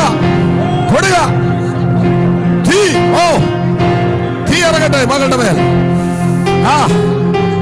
ഞാൻ കാണുന്ന കാഴ്ച, നിന്റെ ശരീരം ഭാരമില്ലാത്തതുപോലെ, ആത്മവിവശതയിൽ നീ വീഴുന്നത് പോലെ, പരിശുദ്ധാത്മാവ് നിന്നെ ഇങ്ങനെ എടുത്തോണ്ട് പോകുന്ന പോലെ, വെയിറ്റ്ലെസ് ആയി പോകുന്നത് പോലെ പരിശുദ്ധാത്മാവ് പുതിയൊരു അനുഭവം നിനക്ക് തരാൻ പോവാ. ഇന്ന് രാത്രി അത് സ്റ്റാർട്ട് ചെയ്യുന്നു. പ്രാർത്ഥിച്ചു തുടങ്ങിക്കോ. അങ്ങനെ ദാസിക്ക് വേണ്ടി ഞങ്ങൾ പ്രാർത്ഥിക്കുന്നു. അടകാ നികതൽ ഖരാതരാതര.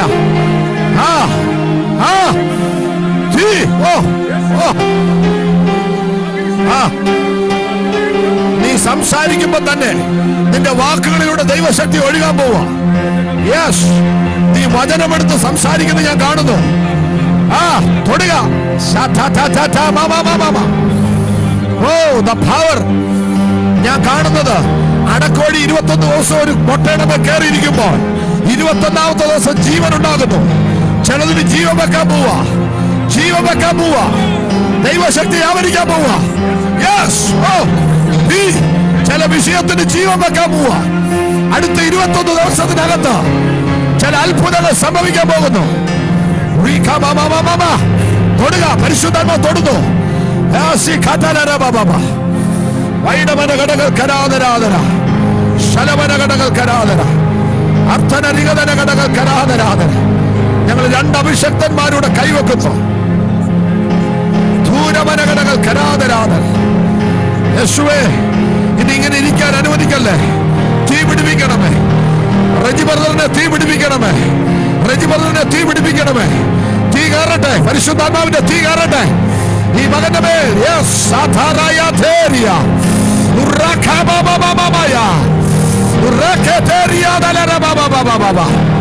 യേശുവേ എന്ന് ഉറക്കെ വിളിച്ചോ. ശബ്ദം മാറട്ടെ, സ്വരം മാറട്ടെ യേശുവിന്റെ നാമത്തിൽ. യെസ്, ഓ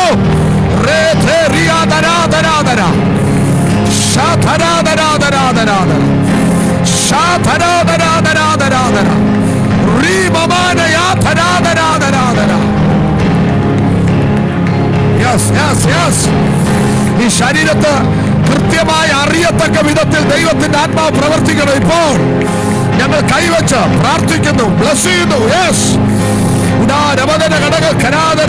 കൂട്ടുകാരിൽ പരമായി ആനന്ദ തൈലം കൊണ്ട് അഭിഷേകം ചെയ്ത ഈ ദിവസങ്ങളിൽ പരിശുദ്ധാത്മാവിന് വേണ്ടി പ്രയോജനപ്പെടാൻ ഈ മകനെ ദൈവം ഉപയോഗിക്കണമേ കർത്താവേ. അടകൾ കരാതരാതരാതരാതര ചൂടാരവർത്തനാതരാതര. ദൈവം എന്നോട് പറയാ, നീ പല വാസന്മാരെ കണ്ടിട്ടുണ്ട്, പല ചർച്ചിനെ നീ കണ്ടിട്ടുണ്ട്. പക്ഷെ നിന്നെ പരിശുദ്ധാത്മ പ്രത്യേക ഒരു ബ്ലെസ്സിങ്ങിലേക്ക് കൊണ്ടുപോകാൻ പോവാ. ഞാൻ കാണുന്നത് ഒരു പുതപ്പ് നിന്റെ മേൽ വന്ന് വീഴുന്നു. ദൈവം ഒരു പുതപ്പ് നിന്റെ മേൽ ഇടുന്നു. അതൊരു ഭയങ്കര പകർച്ചയുടെ പുതപ്പാണ്, ഒരു ഇരട്ടിപ്പങ്കിന്റെ പുതപ്പാണ്, ഒരു ദൈവശക്തിയുടെ പുതപ്പാണ്. നീ അതിനെ തടയരുത്, നീ അതിനെ സ്വീകരിച്ചോ. ഈ ദിവസങ്ങളിൽ പരിശുദ്ധാത്മാവേ, ഈ മകനെ പേര് ചൊല്ലി തട്ടി വിളിക്കണമേ. ഈ ദിവസങ്ങളിൽ ഞങ്ങൾ പ്രാർത്ഥിക്കുകയാണ്. തന്റെ പ്രാർത്ഥനയ്ക്ക് മാറ്റം ഉണ്ടാകട്ടെ, ആരാധനയ്ക്ക് കൈയടിക്ക് മാറ്റം ഉണ്ടാകട്ടെ. തന്റെ ജീവിതം മുഴുവനും അടിമുടി ഉടച്ചു പണിയുന്നത് പോലെ, പൊളിച്ചു വാർക്കുന്നത് പോലെ പരിശുദ്ധാത്മാ പണിയണമേ. വിറകിന് തീ പിടിക്കട്ടെ, വിറകിന് തീ പിടിക്കട്ടെ യേശുവിന്റെ നാമത്തില്. ശക്തിയുള്ള വാക്കുകൾ തന്റെ അതരത്തിൽ വെളിപ്പെടട്ടെ യേശുവിന്റെ നാമത്തില്. ദൈവത്തിന് വേണ്ടി ലജ്ജ കൂടാതെ പാടാനും ശുശ്രൂഷിക്കാൻ ഈ മകനെ ഞങ്ങൾ കൈവച്ച് വേർതിരിക്കുകയാണ്. അടകത്തുരാതരാധര, അടകത്തുരാതരാധരാധര, അടകത്തുരാതരാധര. ഈ മകനിൽ നല്ല പ്രവൃത്തി തുടങ്ങിയ ദൈവം അവസാനം വരെ തികയ്ക്കാൻ ഞങ്ങൾ പ്രാർത്ഥിക്കുകയാണ്. തുടങ്ങിയതൊന്നും ഇടയ്ക്ക് വെച്ച് നിൽക്കാതെ അത് ആരംഭിച്ചു തുടങ്ങട്ടെ. അത് കരം ധനം ധനം ധനം ധനം ധനം പ്രവാചകസ്ഥരാധിയാൻ ഈ ദിവസങ്ങളിൽ അങ്ങനെ സംഭവിക്കട്ടെ.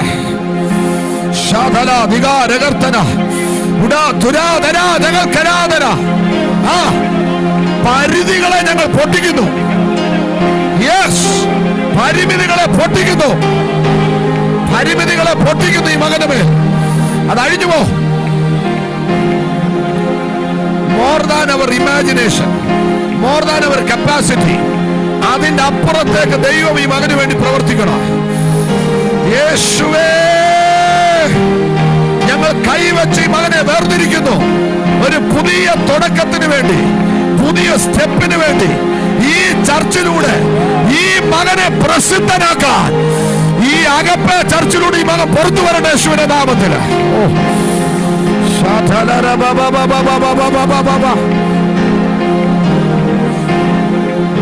അരന്തര ദിഗൽക്കരകഥന, അടത്തുര ദിഗൽക്കരകഥന. ഞങ്ങൾ ഒരിക്കൽ കൂടെ കൈവെക്കുന്നു, ഞങ്ങൾ ഒരിക്കൽ കൂടെ കൈവെക്കുന്നു. ഈ മകനിലുള്ള എല്ലാ ടാലന്റുകളും വെളിവരട്ടെ.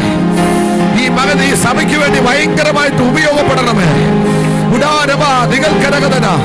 ഉപയോഗിക്കണമേ എന്നെ ഒരു ഉണർവിനായി. ആ പാട്ട് നിന്നോടുള്ളൊരു ദൂതാണ്. ഇന്ന് രാത്രി ഞങ്ങൾ അഭിഷക്തന്മാർ രണ്ടുപേരൂടെ ചേർന്ന് ഈ മകനെ കൈവച്ച് ഒരു ശുശ്രൂഷയ്ക്കായി ഞങ്ങൾ വേർതിരിക്കുകയാണ്. വിളിച്ചിരിക്കുന്ന വേലയ്ക്കായി പൗലോസിനെയും ബർന്നബാസിനെയും സഭാമധ്യത്തിൽ വേർതിരിച്ച പോലെ ഇന്ന് മുതൽ ആത്മീയ വർധന ഉണ്ടാകട്ടെ, ചലനം ഉണ്ടാകട്ടെ, പ്രാർത്ഥന ഉണ്ടാകട്ടെ, അഭിഷേകം ഉണ്ടാകട്ടെ, വ്യക്തിപരമായി തീരുമാനങ്ങൾ ഉണ്ടാകട്ടെ യേശുവിന്റെ നാമത്തിൽ. ഈ സഭയ്ക്ക് വേണ്ടി ഞങ്ങൾ പ്രാർത്ഥിക്കുന്നു.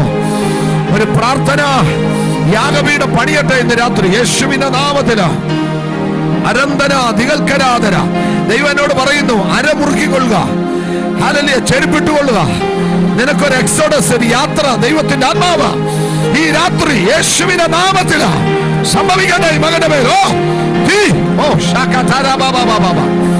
ഒരു ദൈവത്തിന്റെ തീ നിന്നെ തൊടുന്നു, തൊടുന്നു. ഇന്ന് രാത്രി ഒരു ദൈവത്തിന്റെ തീ നിന്നെ തൊടുന്നു.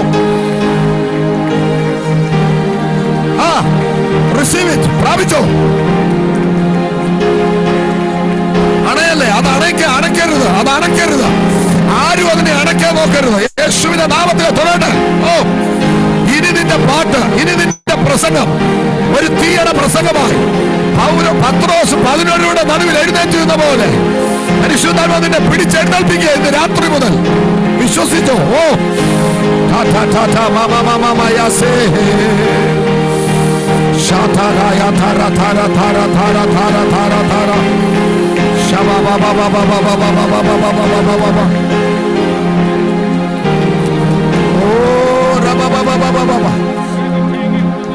ഇന്ന് പകൽ ഈ ഓർഗം വായിക്കുന്നതിന്റെ മകനെ ഞങ്ങൾ ഇന്ന് രാവിലെ യുദ്ധത്തിനായി കൈകളെയും പോരിനായി വിരലുകളെയും അഭ്യസിപ്പിക്കുന്ന ദൈവം ഇന്ന് രാത്രി കുഞ്ഞിന്റെ മേൽ ഞങ്ങൾ പ്രാർത്ഥിച്ച ഒരു മാൻഡിൽ ഇടുകയാണ്. ഇവൻ ഒരു അനോയിന്റഡ് വർഷിപ്പാ. ഇവ കൈവെക്കുമ്പോൾ തന്നെ ഓൾ കോൺഗ്രിഗേഷൻ അനോയിന്റിങ്ങിൽ നിറയട്ടെ. ഭൂതങ്ങൾ അലറി ഓടട്ടെ, പിശാചുക്കൾ വിറയ്ക്കട്ടെ.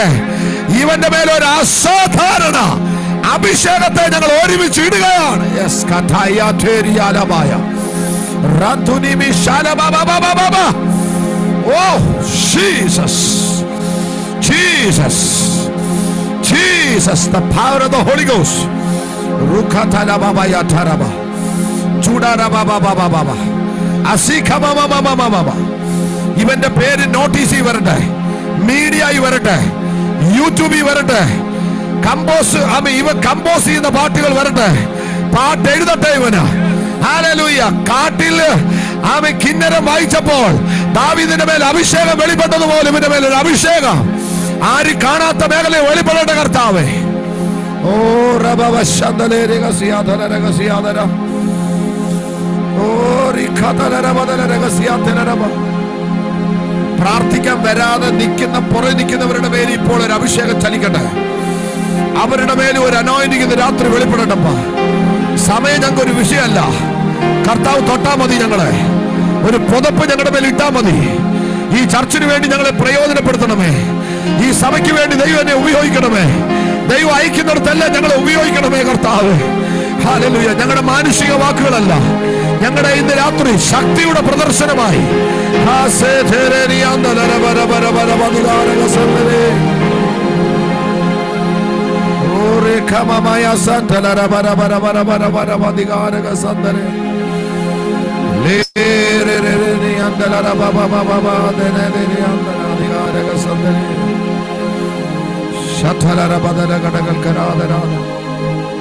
ഞങ്ങൾ ദൈവദാസന്മാർ കൈ ഉയർത്തി ഈ സഭയെ അനുഗ്രഹിക്കുന്നു.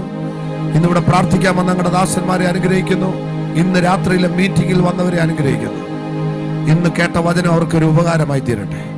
ഈ ചർച്ച് മോർ ഗ്ലോറിയസ്, ഹല്ലേലൂയ, കൂടുതൽ ഭംഗിയുള്ളൊരു ചർച്ചായി, കാണുന്നവർക്കെല്ലാം ഇഷ്ടപ്പെടുന്നൊരു ചർച്ചായി, ദൈവ സാന്നിധ്യമുള്ളൊരു ചർച്ചായി, ദൈവ കൃപയുള്ളൊരു ചർച്ചായി ഞങ്ങളുടെ ദാസൻ ലാലിച്ചാന് വേണ്ടി ഞങ്ങൾ പ്രാർത്ഥിക്കുന്നു. കൂടുതൽ അഭിഷേകം ചെയ്യണമേ. താൻ എഴുന്നേറ്റ് നിന്ന് 10 വാക്കമേ പറയുന്നുള്ളെങ്കിലും ജനത്തിന്റെ മനസ്സിൽ അതൊരു അമ്പായി തറയ്ക്കട്ടെ കർത്താവ്. സ്ഫോടനം ഉണ്ടാക്കുന്ന വാക്കുകളായി എന്റെ നാവിലൂടെ ദൈവം ഇടപെടണം. രോഗശാന്തി ശുശ്രൂഷ ഏൽപ്പിക്കണം. പവർഫുള്ളായി പ്രയോജനപ്പെടണം. ഞങ്ങൾ ഒന്നുചേർന്ന് പിതാവിന്റെയും പുത്രന്റെയും പരിശുദ്ധാത്മാവിന്റെ നാമത്തിൽ ഒരുമിച്ച് അനുഗ്രഹിച്ച് പ്രാർത്ഥിക്കുന്നു. സകലവും നന്മയ്ക്കാക്കി തീർക്കണമേ കർത്താവിന്റെ. ഞങ്ങളുടെ പ്രാർത്ഥന കേട്ടതിനായി സ്തോത്രം. യേശുവിൻ നാമത്തിൽ തന്നെ പിതാവേ. നിങ്ങൾ വിശ്വസിക്കുക, നിങ്ങളുടെ മേലൊരു ഇമ്പാർട്ടേഷൻ ദൈവം ചെയ്തിട്ടുണ്ട്.